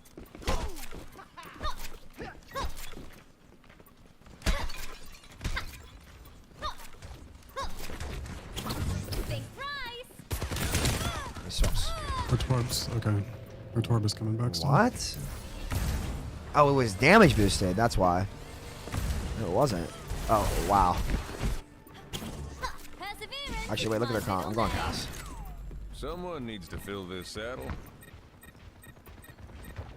Oh, let's break it down. Oh, there was a poll, Trafficon?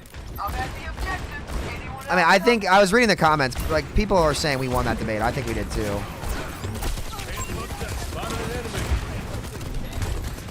Go for the supports. Don't stay in.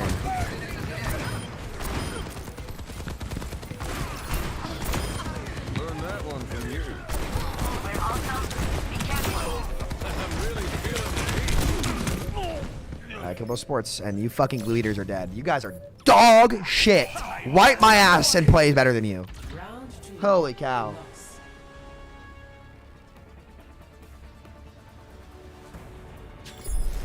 Score 1-1.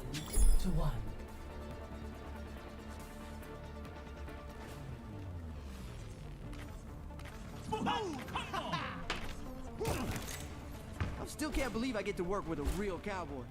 What's it like in the American West? Lizards and dirt, far as the eye can see. Wow, that sounds amazing. Beats the city, I'll tell you that. 5, 4, 3, 2, 1. Round 3. Capture the objective. There's a fight. My supports are not doing anything, and my tank will not walk forward. Walk into them. Walk into them. Don't go point. Run them over. Look at their comp. Stop. Run them over. Run their team over.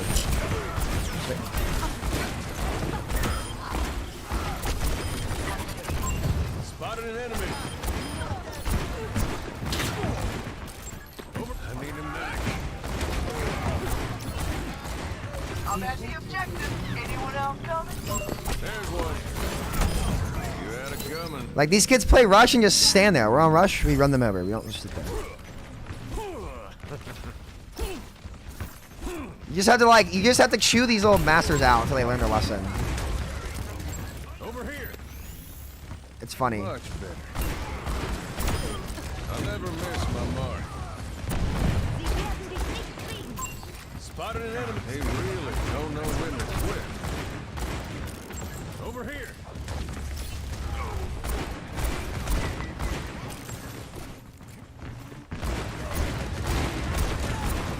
He's in our run.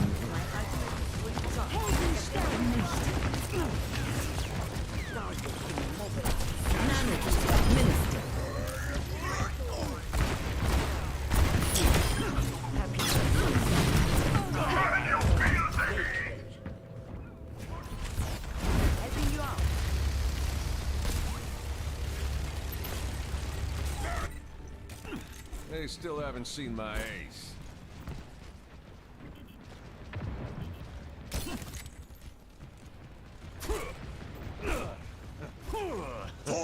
My Lucio only has 5k healing, so.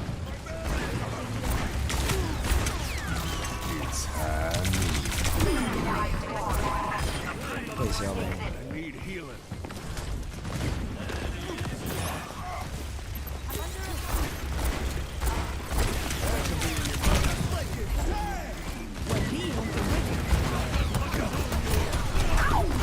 To be clear, my Lucio is the problem.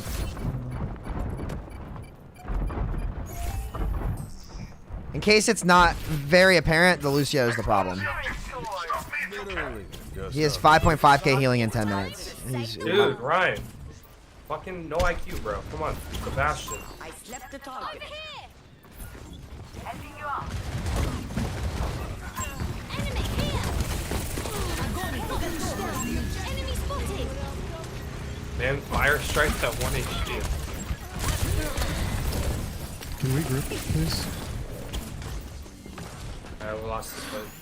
Back in the box.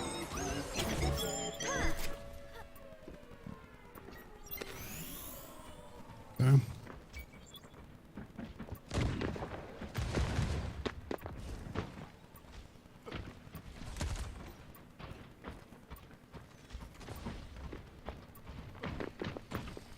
Like, why are we going in right now alone? What? No shit, you need healing, dude. Let's attack the objective. An enemy up here on him?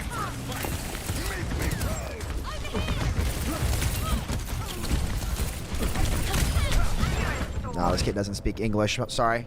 I didn't realize Squirtino's hablas español. No English. No English. Squirterino. No habla inglés. I literally am about to ask him hablas inglés. Like, you know.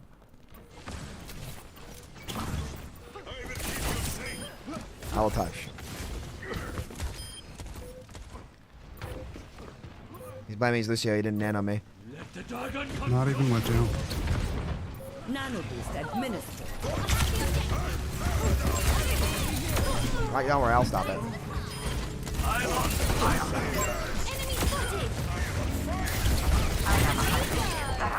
Waits for no one. Gotta go. Let's try that again. Enemy over here. Over here. You up now, over here.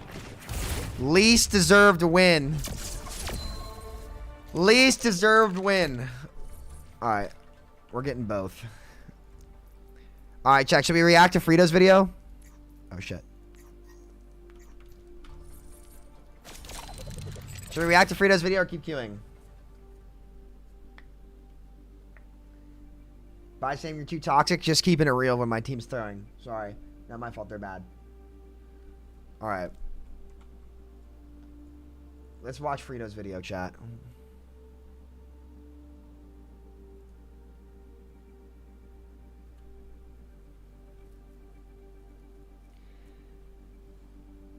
Why Overwatch 2 cannot... Here it is. It's titled, Why Overwatch 2 Cannot Escape Power Creep. Let's turn down our game audio real quick so I can listen to this cleanly. And let's see what Uncle Frito has to say.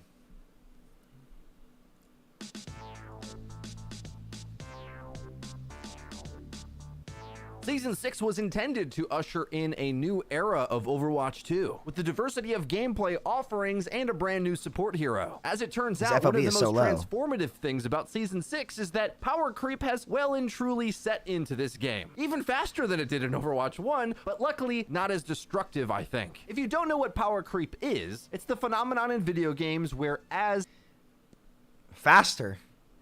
I wonder what it could have caused power creep to settle in faster. Maybe the inherent requirement for hero designs in 5v5 compared to 6v6, particularly in the support role.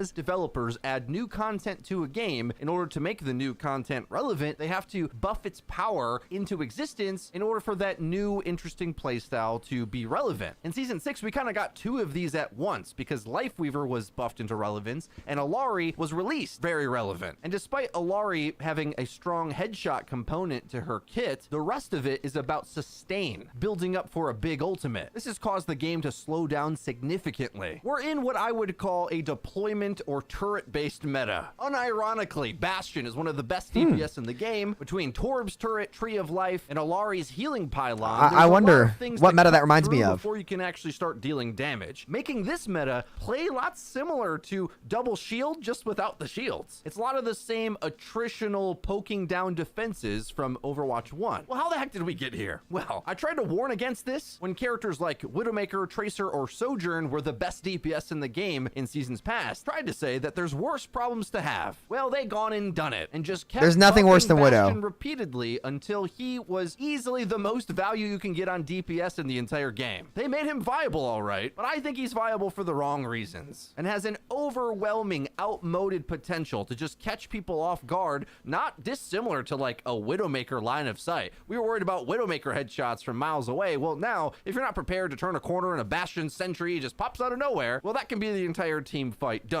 Keeping in mind that there's all of the deployment stuff to keep him alive and stop from gaining positional advantage. Other issues that I've had with the direction that they've gone with balancing the game is Lifeweaver, rather than buffing offense into his kits, they just continuously buffed things he was already decent at in order to make the most healing in Overwatch 2 we've ever seen. In order to make Lifeweaver viable, they made over healing and over health more prevalent. So we've got a combination of Bastions, armor on transformation, the very forgiving or high burst amounts of healing from Alari. The list starts to go on. And I haven't even mentioned Orisa's insane cooldowns or the recent buffs to Zarya, which allows the triple bubble problem to come back all of a sudden. Why are we answering meta problems with further power creep? This is a troubling position for the devs to be in because they wanted a lot of these heroes to be more viable, or they have an aim, let's say, like we want Torbjorn and Symmetra to be less about their turret power. Well,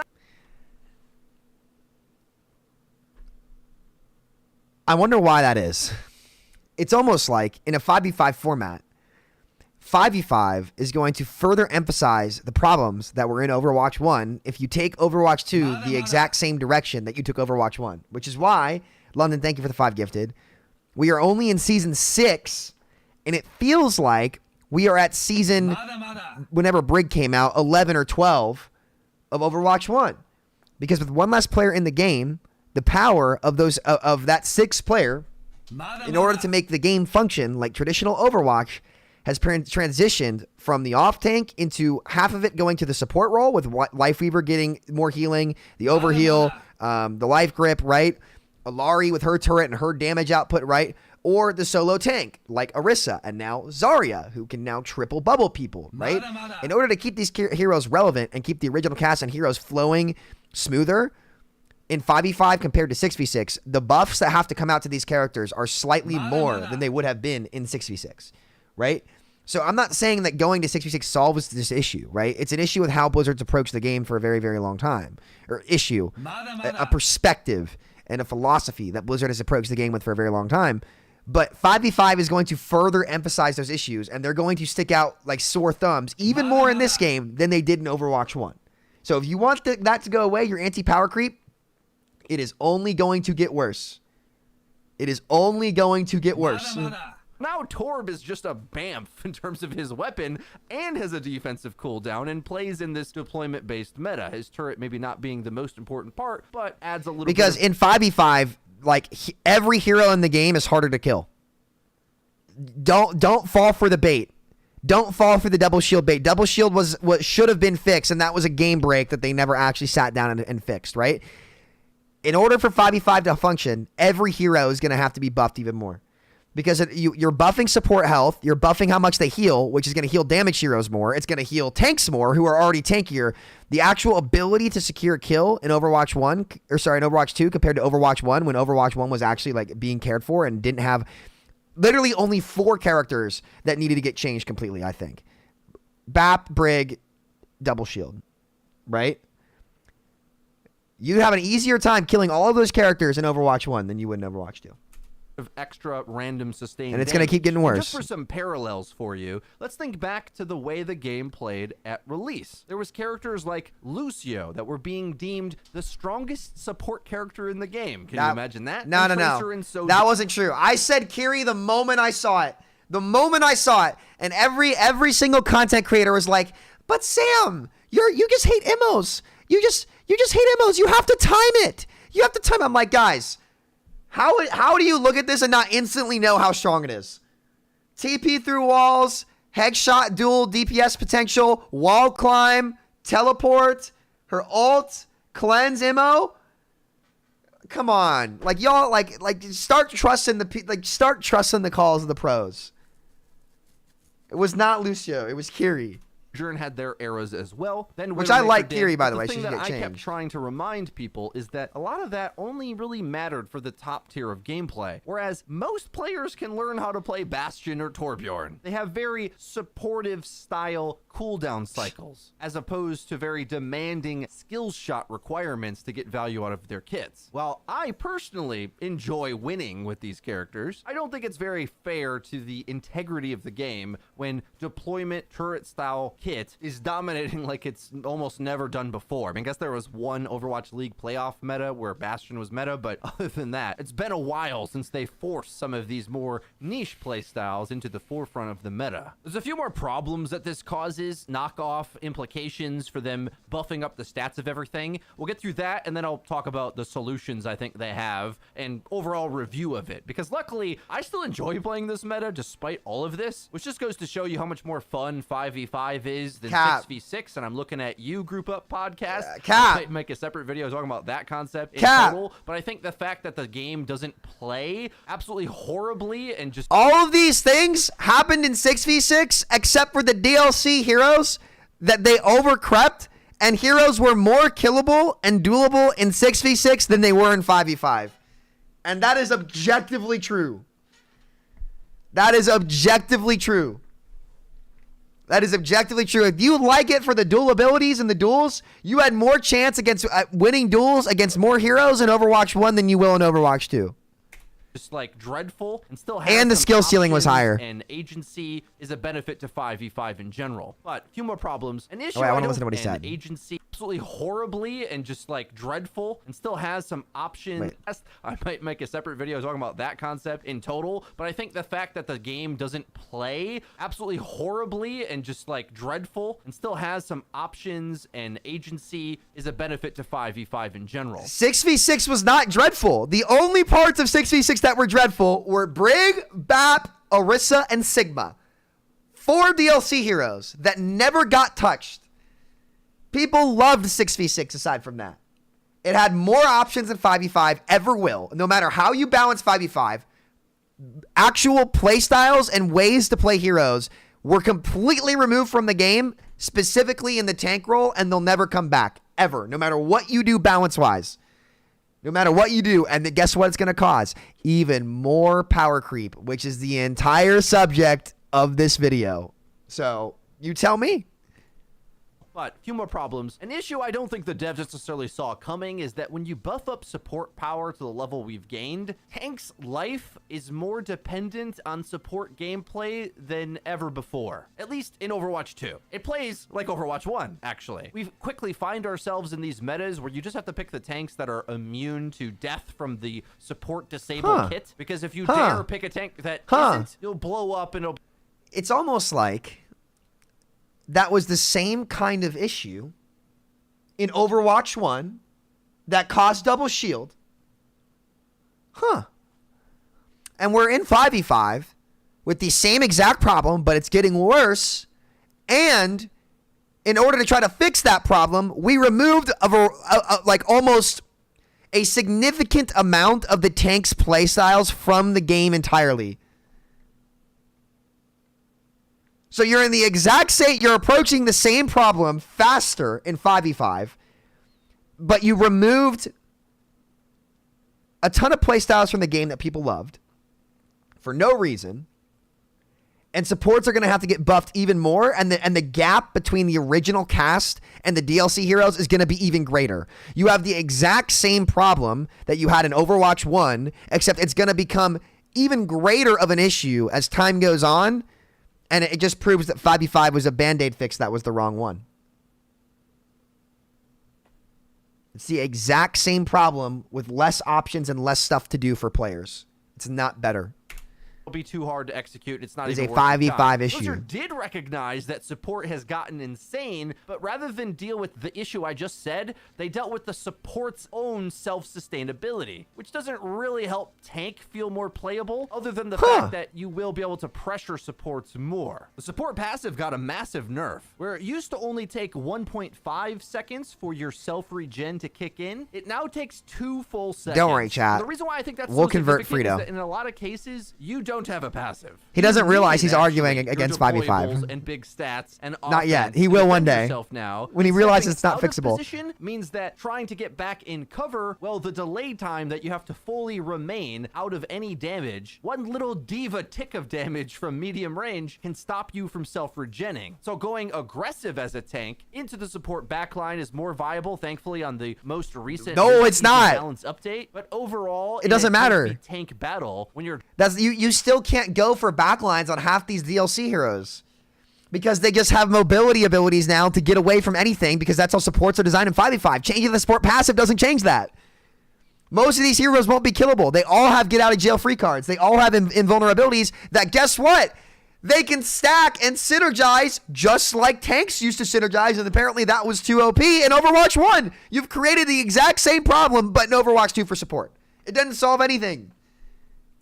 jockeying for position, the support cooldowns and the way they get used. It's a slightly worse version of 6v6. Impactful to your gameplay than it was at the launch of the game. Well, frankly, supports didn't have a lot of tools back then, and there was a much higher execution demand on them, where they had to play perfectly in cover, and everyone else could kind of run around with like chickens with their heads cut off. And that wasn't fun for most players, so I understand why they've pushed the game in the direction they've done, but the knock-on effect clearly is like tank is just like miserable to play unless you just pick tanks with big defensive cooldowns, and I don't think that is ideal either. It's like they designed the entire tank role first in Overwatch 2, literally said out loud that they just weren't looking at reworking the supports yet, then they attacked that with 2 hero releases as well as a series of balance changes, and now we've arrived at a place where it's leapfrogged the tank overpowered nature, where supports have so many tricks up their sleeves. Tanks are looking at the suite of improvements that they got for their individual character in the role from Overwatch 1 to 2, and like, well, we just don't compete up against all the things supports can do nowadays. I mentioned this in an earlier video, but I'm looking forward to a time where the devs can talk about the game holistically. And what I mean is, Lifeweaver gets added to the game, and I thought he had the premise of a really strong kit. Now, turns out his value was basically non-existent in practice, mainly because simply unironically, do you know what would make Lifeweaver a much better character? Lifeweaver is a 6v6 hero. If there was a second tank that Weaver could enable on off angles, Weaver would be probably twice as good.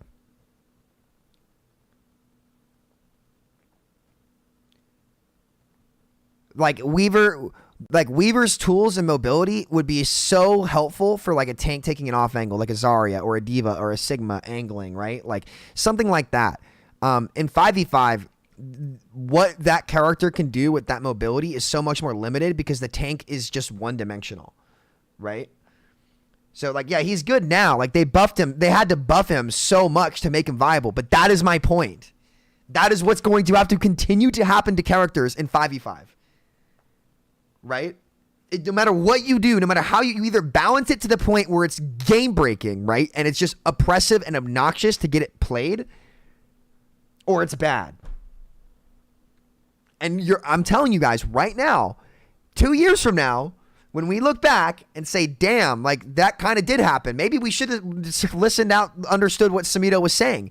That's what's going to happen.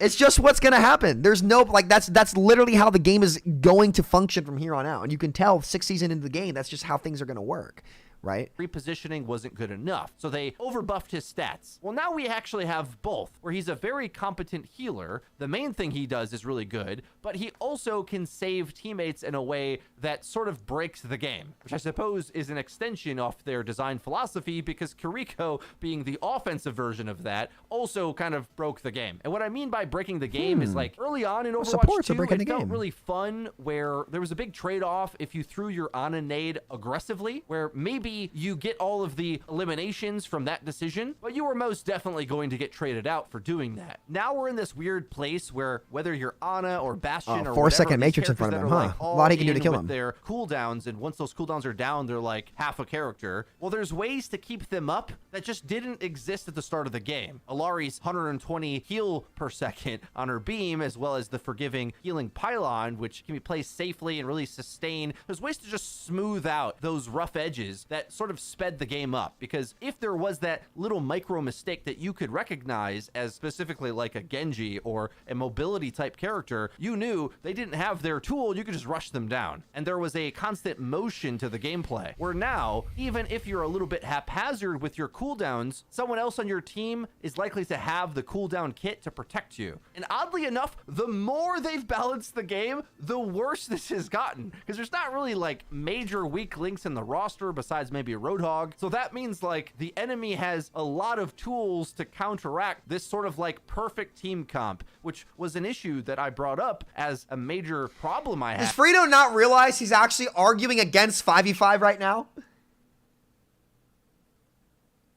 Does he not realize it? Have the stars not aligned? He will. He's going to eventually. I just find this very funny. And with the Overwatch 1 design, well, now we've got it again in Overwatch 2, where the RPG team comp builder issue, where let's say they have a Bastion and you do not. Well, you better know exactly how to counter a Bastion or you will just lose, because Bastion is so strong right now that if your tank can't eat the damage, or your team isn't mobile enough to outposition it and they just try to play square up against it, you will have a miserable time. And I think that's quite silly and way too much rock, paper, scissors for my liking. A stark contrast to what I was saying at my first initial impression of the alpha of Overwatch 2, where I'm like, wow, this game's like really free and open and expressive, and you can kind of freely play the positions that are good for your character. Well, that's kind of gone now. Now we've got RPG team comp builder, because there's so many heroes, so many supports are viable, and there's so many ways to like mark out the weaknesses of your comp, mainly just by making sure you don't play a tank that can be countered. All right, so all those are kind of issues. I think with more game That's really sense, fun for you can tank still players. enjoy this. See, like you're forced into this stuff as tank. Tank has lost all its freedom, right? Because in the alpha, supports hadn't gotten all the changes they needed to be exceptionally strong and be an appealing role in the 5v5 environment, right? This is inescapable. All the same issues in Overwatch 1 are going to happen in Overwatch 2 because they're designing the game the same way that they designed it poorly in Overwatch 1. And 5v5 is going to further emphasize those problems. They're going to appear more rapidly, and they're going to stand out more. There's nothing you can do about that. This meta, luckily, at that point, and again, this is my point, what did 5v5 bring to the table besides further emphasizing the same problem? You removed play styles. The problems and mistakes you make stick out more. It's not better. It's an illusion. And you have to power creep every other character, and you're worse than the one-on-one. And all these little micro one-on-ones happen all the time in the game. All the time. It lowered the skill ceiling too. You still are shooting at things. I guess deployment abilities, clearing those out of the way. There's like some tactics to it. I don't hate this gameplay at all. I'm just sort of surprised at how quickly the power creep just got ramped up from 0 to 100 in this game. It felt like in Overwatch 1, it took subsequent hero releases for that to finally reach its breaking point. Because with one extra hero in the game, the abilities of the characters did not have to be as strong. That is why. So when Blizzard does what Blizzard always does and come out with broken ass stuff because they've never sat down and really analyzed balancing stuff on release and making things fair, it's going to be even harder for them to balance the game in 5v5 than 6v6. 5v5 did not make balancing easier. It made it harder. I was wrong about that too. I thought that the opposite was true a year ago. I was wrong. It makes it harder. And it's very clear at this point that that's true.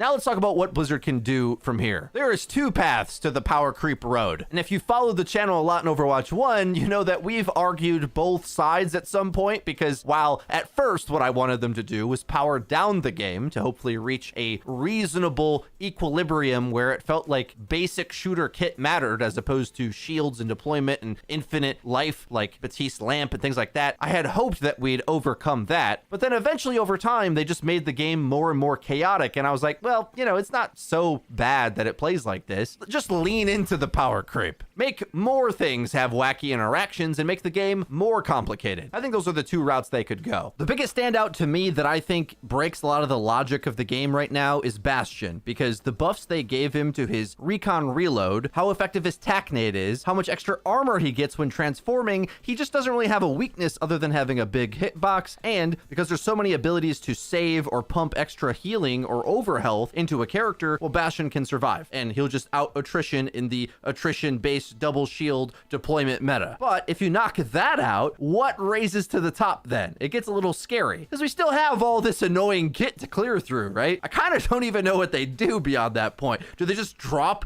the power of all of it? This is why I think a holistic view of the game You add a second tank to the game is so important, and then drop everybody's power level to where things were at the end of Overwatch 1 outside of double shield, and you nerf the double shield heroes down to the power level of their colleagues.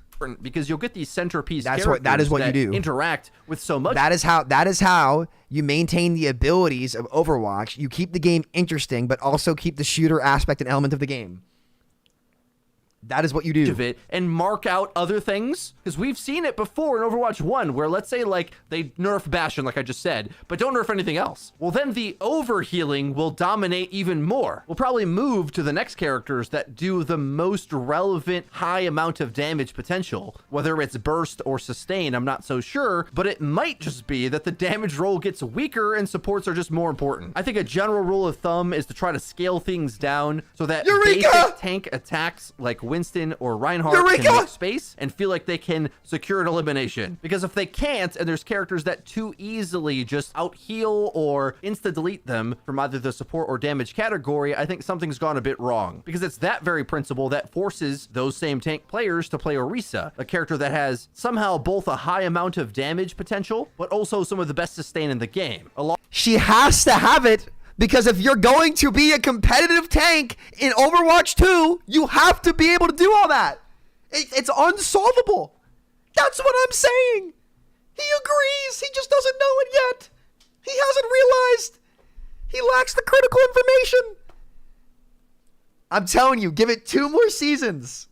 Laurie can boop you and reposition. Lifeweaver's got multiple saves and a lot of healing. Batiste is jumping away from you and has a lot of healing. So that means you as a tank character either have to have really high damage or really high sustain. Nothing in between really matters. And you got to play a lot slower and smarter in that position to really have an impact. Because there's so many targets you just can't kill now because the supports will keep them alive easily without any effort, really. In Overwatch 1, we often would go back to the point that Overwatch plays best when tanks like Reinhardt or Winston are getting played. The reason for that is they're very fair and obvious in what they do, and they tend to only overwhelm you when you've been outplayed. It's not really a quick burst of impact, it's a positional game. But positional games start to lose their power when you can't really force anything out of position with those picks. So what do we think the devs should do about this? What's a reasonable course of action to take?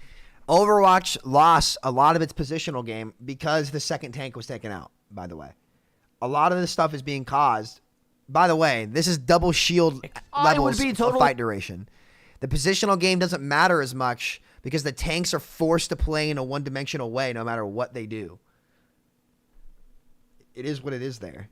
Cool if they just powered down both the damage and support healing values. I used to always talk about Kuriko's ability to heal so much, where there was eras of Kuriko where you really didn't even have to damage at all. Now that changed over time as other healers got better at healing, so you really can't compete one-to-one, just healing your team and them healing their team because you'll lose. I actually think that was kind of a progress that got made in that matchup, but I think there's a bit of an issue where Alari Illari both can be like a competent damage forward, as the devs have called it so far, type support, and have insane heal per second. Between the healing pylon and the beam, it's too much all at once on one target. So in my opinion, the heal beam and probably the pylon again should get a bit of a nerf. Those healing numbers are just so annoying and obnoxious. What I think would make more sense for the character is to have some of the heal per second dropped, but maybe some resource gained, so that you're...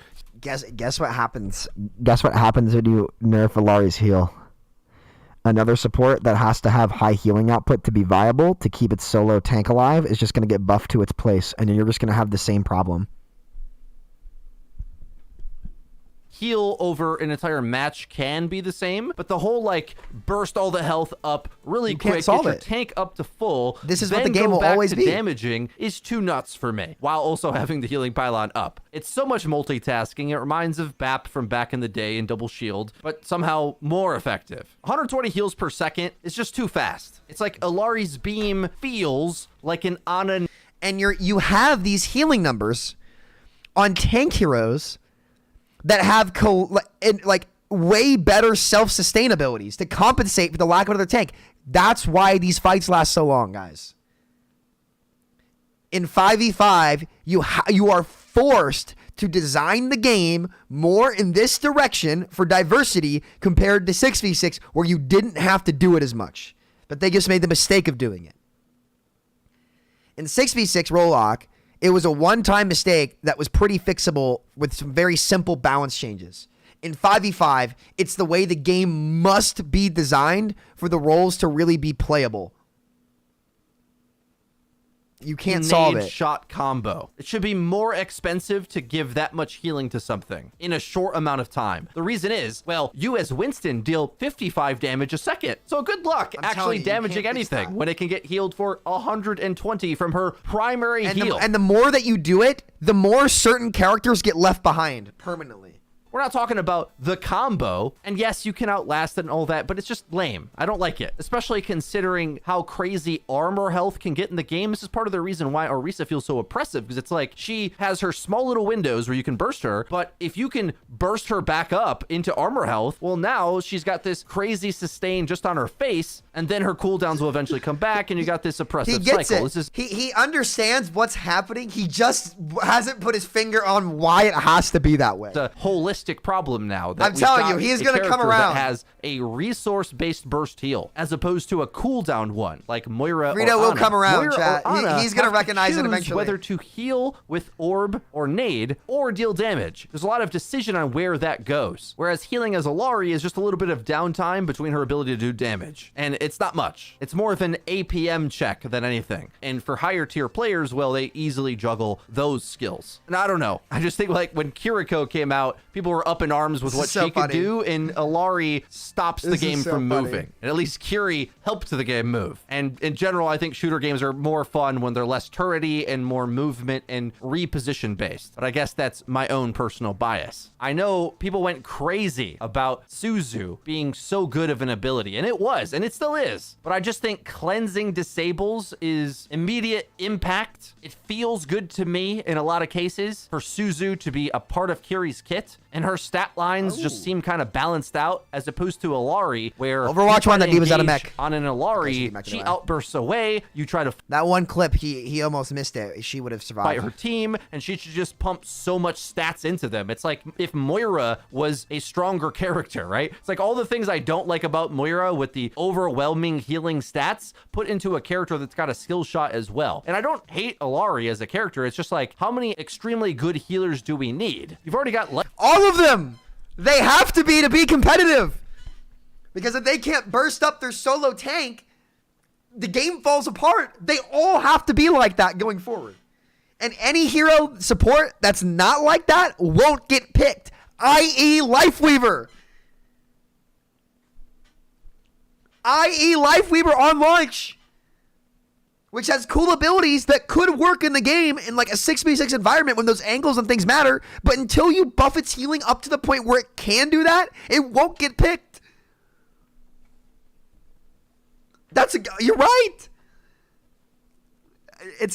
Lifeweaver who's doing that now, and Bap was already good at it. But between the three of them, the possibility of them covering for one another, there's a principle in Overwatch where as you add more synergistic kits, it gets stronger naturally when played together. This was the whole double shield concept in principle in Overwatch 1, where Orisa wasn't necessarily a dominant tank unless she had the right off tank. In some cases, That's Diva, not true. but most of the time it was paired with Sigma to really double down on that turret style bunker. Orisa was being played in 2-2-2 Rollock before Sigma was in the game, by the way. Just so you guys know, the meta. So here's what happened. People say Orisa wasn't strong on her own. She was. She was the best solo tank in the game, right? People don't know this because it wasn't really broadcasted too much because the Overwatch League playoffs went straight to the patch with Sigma, right? It went straight to the patch with Sigma with Lucio Moira Doomfist meta, right? But our contender season and our contenders playoffs, guys, we played contenders playoffs with 2-2-2 Rollock and no Sigma. Guess who was still meta even without the Sigma? Orisa. Because she was that strong, right? She had gotten buffed enough because they thought the tanks were the reason why GOATS was played. But the tanks weren't the reason why GOATS were played. The reason why GOATS was played was because of Brigitte and Brigitte solely. Was because of AoE healing support stacking, right? That is why GOATS was played. Orisa was meta without Sigma. The meta was Orisa Diva. It was Orisa Diva May Reaper, right? So the idea that Orisa wasn't strong on her own is not true. She was. She was strong on her own. She already was meta. If Sigma wasn't put in the game, Orisa was the meta. It would have been Orisa Diva. So that's not true. Comp. Well, now bunker comp exists, but in a different way. It's forced off of the backline synergy, providing what I think. And it was Rush, by the way. It was Orisa Diva Rush comp. It wasn't even bunker. Her abilities were just that broken. Is a bit of a silly and haphazard amount of sustain. Looking towards the future, as they keep adding more heroes and possibly adding more, they've even considered that, these entrenched metas where we actually have overlapping kits that can be replaced to fit the current meta standard. Luckily, it adds like variety to the gameplay, but as things are balanced around a new standard, the whole game starts to become about one thing. This meta is about durability, longevity, high volumes of value. I can deal infinite damage, I can block infinite damage, I can heal infinite damage. The team fights last forever, and if you're a character that needs to get in and out quick to get your value, well, you better have done a big amount of impact when you do so. That's like the rules of how the game plays right now. And as they add more characters to that, do they want to balance the new kit up to compete in this MOBA cooldown kit? Like, is this what we want the game to be? Or we all just better learn how to outposition Bastion, or he's gonna shred your whole team just by transforming? I'm kind of curious to what the mainstream opinion on this is, because it's my intuition that players would prefer. You have to do that in 5v5. That's just gonna be what keeps on happening. Because the way that these new heroes are having to be designed, especially in the support and tank role, Junker Queen is either the best hero in the game or bad because of Kiri, right? Kiri has all the options in the game. Ilari has more CC than any of the DPS heroes with her boop, right? Like, these characters are going to continue to get everything. So in order to compete with heroes that do everything because they're designed for 5v5 and have no weakness, the heroes that can't do everything are going to have to continue to get stat gapped up and up and up and up and up. And the power creep will snowball faster in Overwatch 2 because of 5v5 than Overwatch 1. You have a better chance at fixing it in Overwatch 1 because it's harder to balance this game.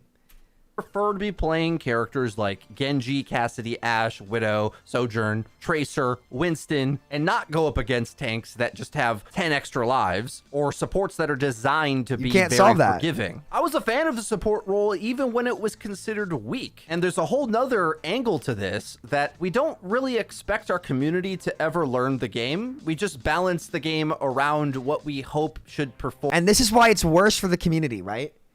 Like, in order for people to go up against these oppressive combos in Overwatch 1, You had to actually climb the skill ceiling of the game, right? But because all of these buffs have been given to these characters passively, as in it's just in their health pool, or their base abilities have become stronger, or the base design of the kit is just has more tools, or the support passive automatically being able to activate.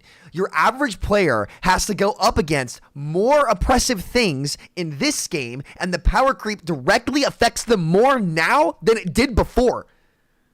So now your average player is going to be dealing with the power creep issues that used to only happen at the top levels of the meta. Which is why you hear more people complaining about Orisa in low ranks now, right? The unkillable characters. It's way more apparent and it sticks out like a sore thumb more in 5v5 than it did previously.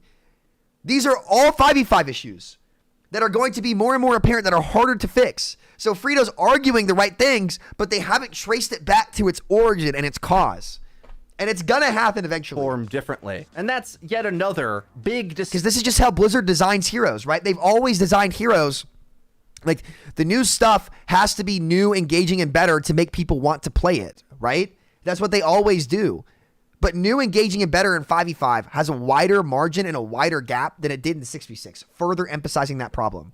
Discussion Overwatch 2 should have with itself, which is something that the developers seem to remember from back in the day of old school game design, but it goes away with live service, where we look at the stats and we just say, well, Lifeweaver's got to get giga buffed, he's losing, as opposed to look at him as a niche character. Well, he's the new character, he can't do that, he's got to do something. Get him in there and make everything not die in ult fights until you mow down a tree. Is that good gameplay, or is that just like adding power and new stuff for the sake of it? He doesn't realize what he's Does that arguing. Improve the game? And I say He this doesn't as a realize player that he's who loves arguing. to play Lifeweaver. I'd rather his kit so be about funny. his crafty plays as opposed to like corny. I love extra Frito, dude. stats. It's so when you funny. apply the right damage boost or nano boost target and timing as Mercy or Ana, you feel like you have a big brain support mind, that you're helping your team with the strategy of the game. Whereas Lifeweaver playing keep away and overhealing everything, it's just winning by stats. You're in a defensive position, they struggle to get you out, and you kind of get to win more with extra health now after already being difficult to nail down. Overall, Overwatch has been playing a dangerous game with how much they've allowed stats to solve their win rate problems with different playstyles and kits. Instead of setting a meta standard of what should be rewarded for the game, they're trying to force viability of characters that maybe just should always be niche, like Bastion. Launch of the game, worthless, considered a joke pick, that over time I thought was actually underrated, just underutilized, He's arguing it. left on the shelf. Then they overdo it again to the point where you have to play them. I think it's fine for characters to be niche surprise picks, that if you know how to utilize them, can surpass expectations, because otherwise we're buffing things into relevance to get the community to try new things, to try to keep the game fun, and you keep doing that over and over again, and it racks up a debt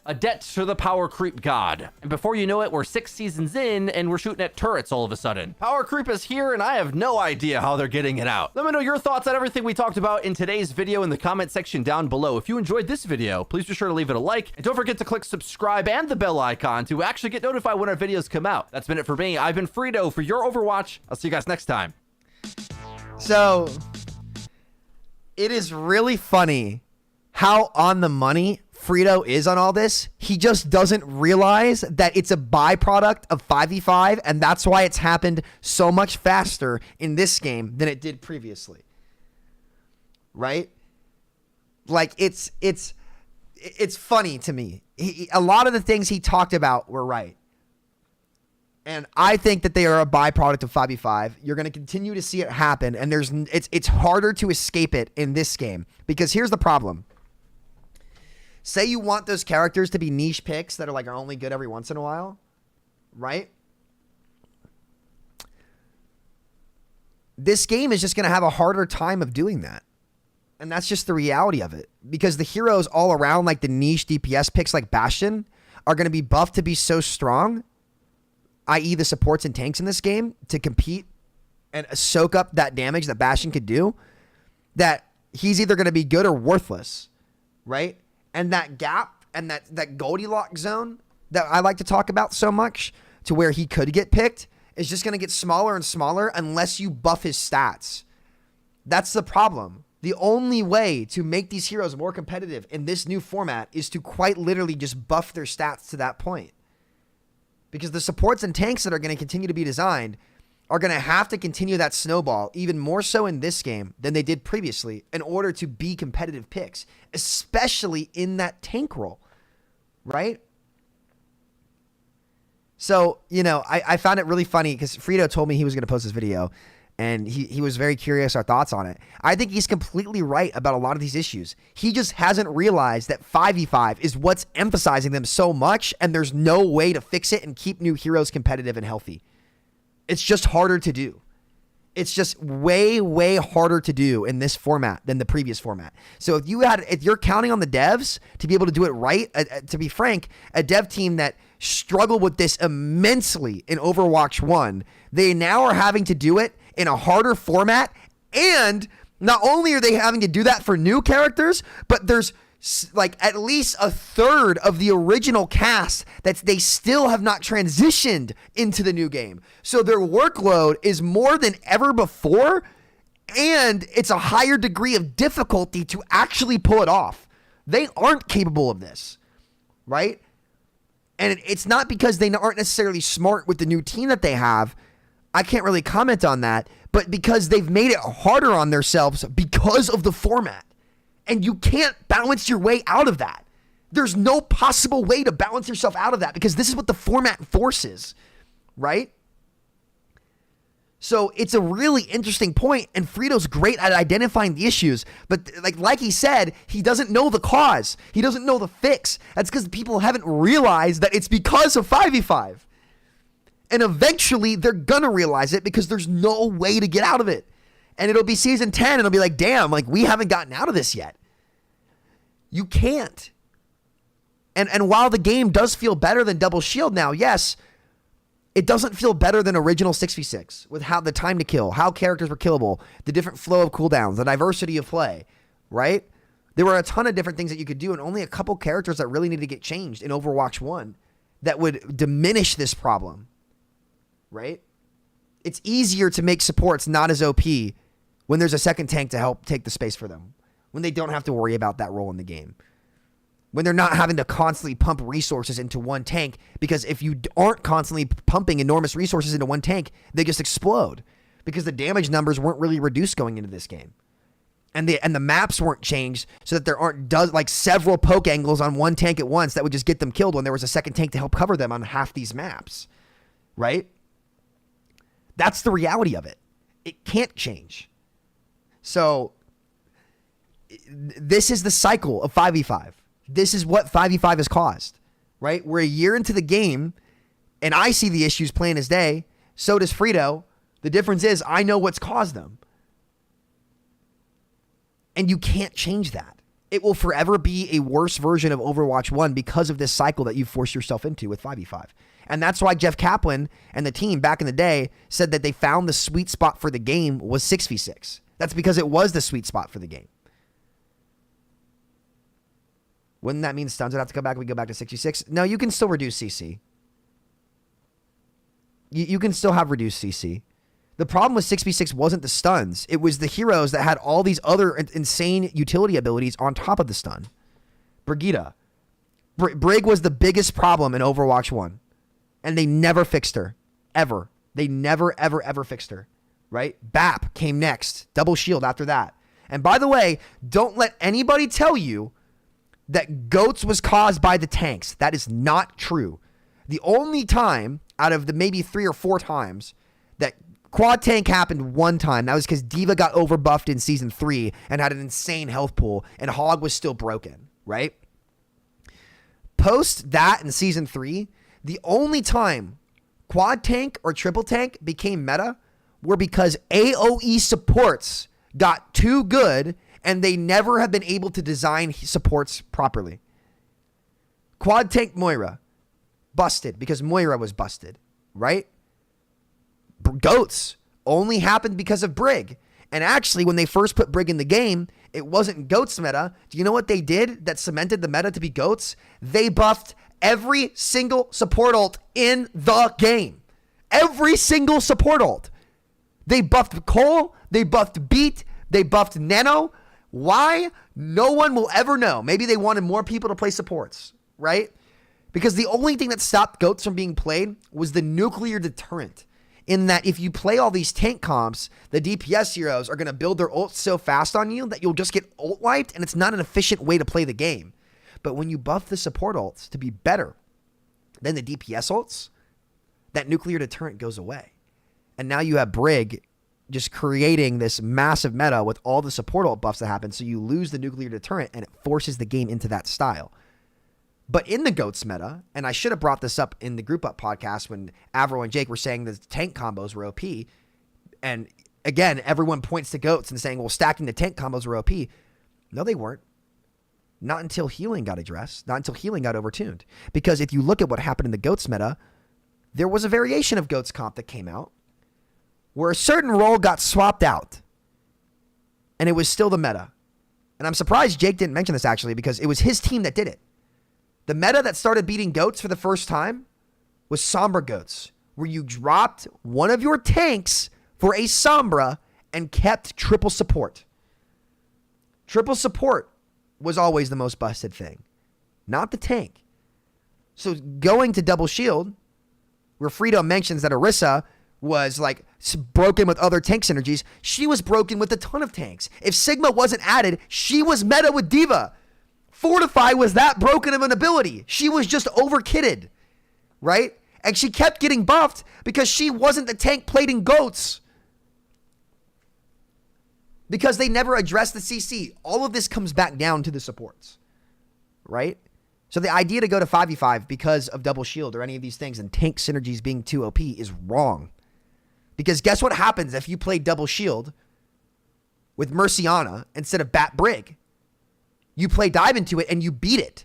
I could play against double shield in the bunker when they played Merciana because there wasn't automatic sustainabilities by people picking these characters and having them play for them. Bat presses shift and shoots at the ground.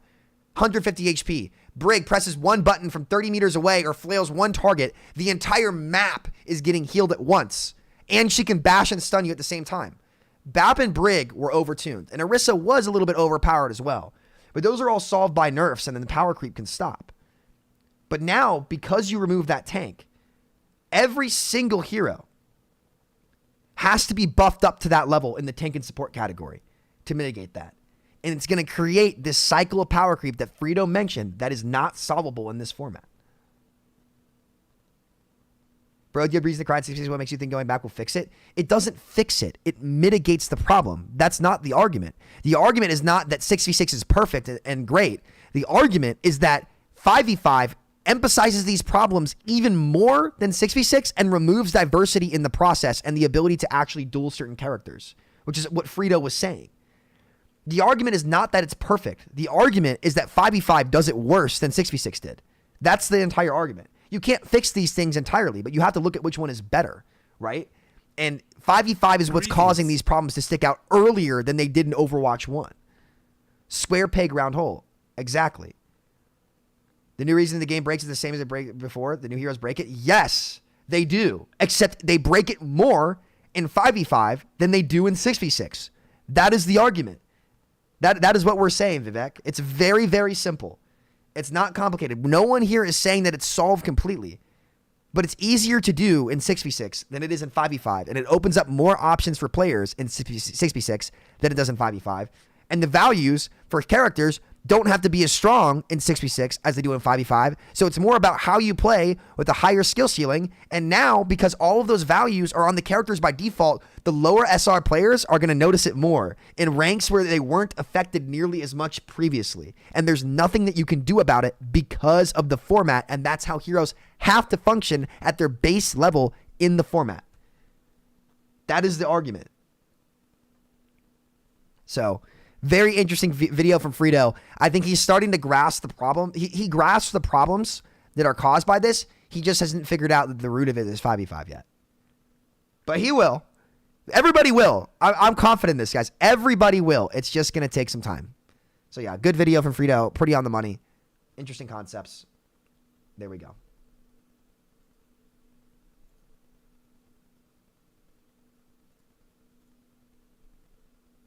The unsolvable power creep.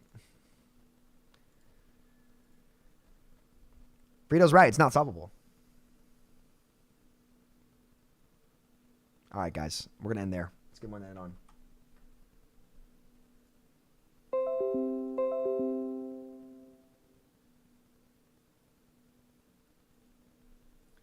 That's a good one to end on, guys. Banger. Good video from Frito. I thought that was really interesting.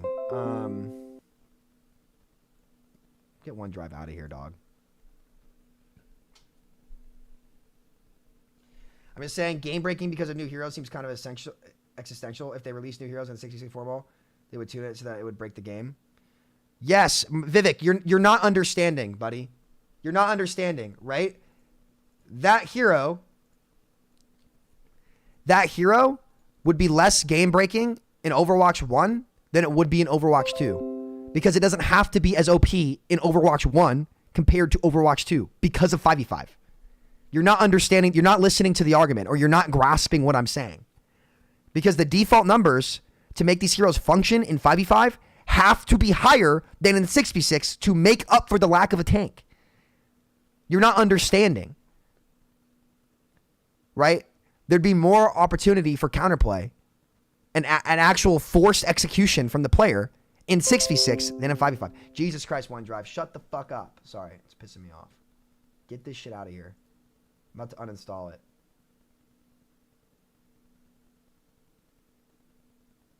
I don't know where it is, whatever. Okay, cool, fair point. Yeah, I'm not saying that you're wrong. I'm agreeing with you. My point is that it's worse now than it was before. And Lifeweaver proves that, because Lifeweaver would have been fine previously in 5v5, or 6v6 rather. So yeah, okay guys, thank you all for coming. Holy shit, I'm gonna go to OneDrive HQ right now. I'm going to OneDrive HQ.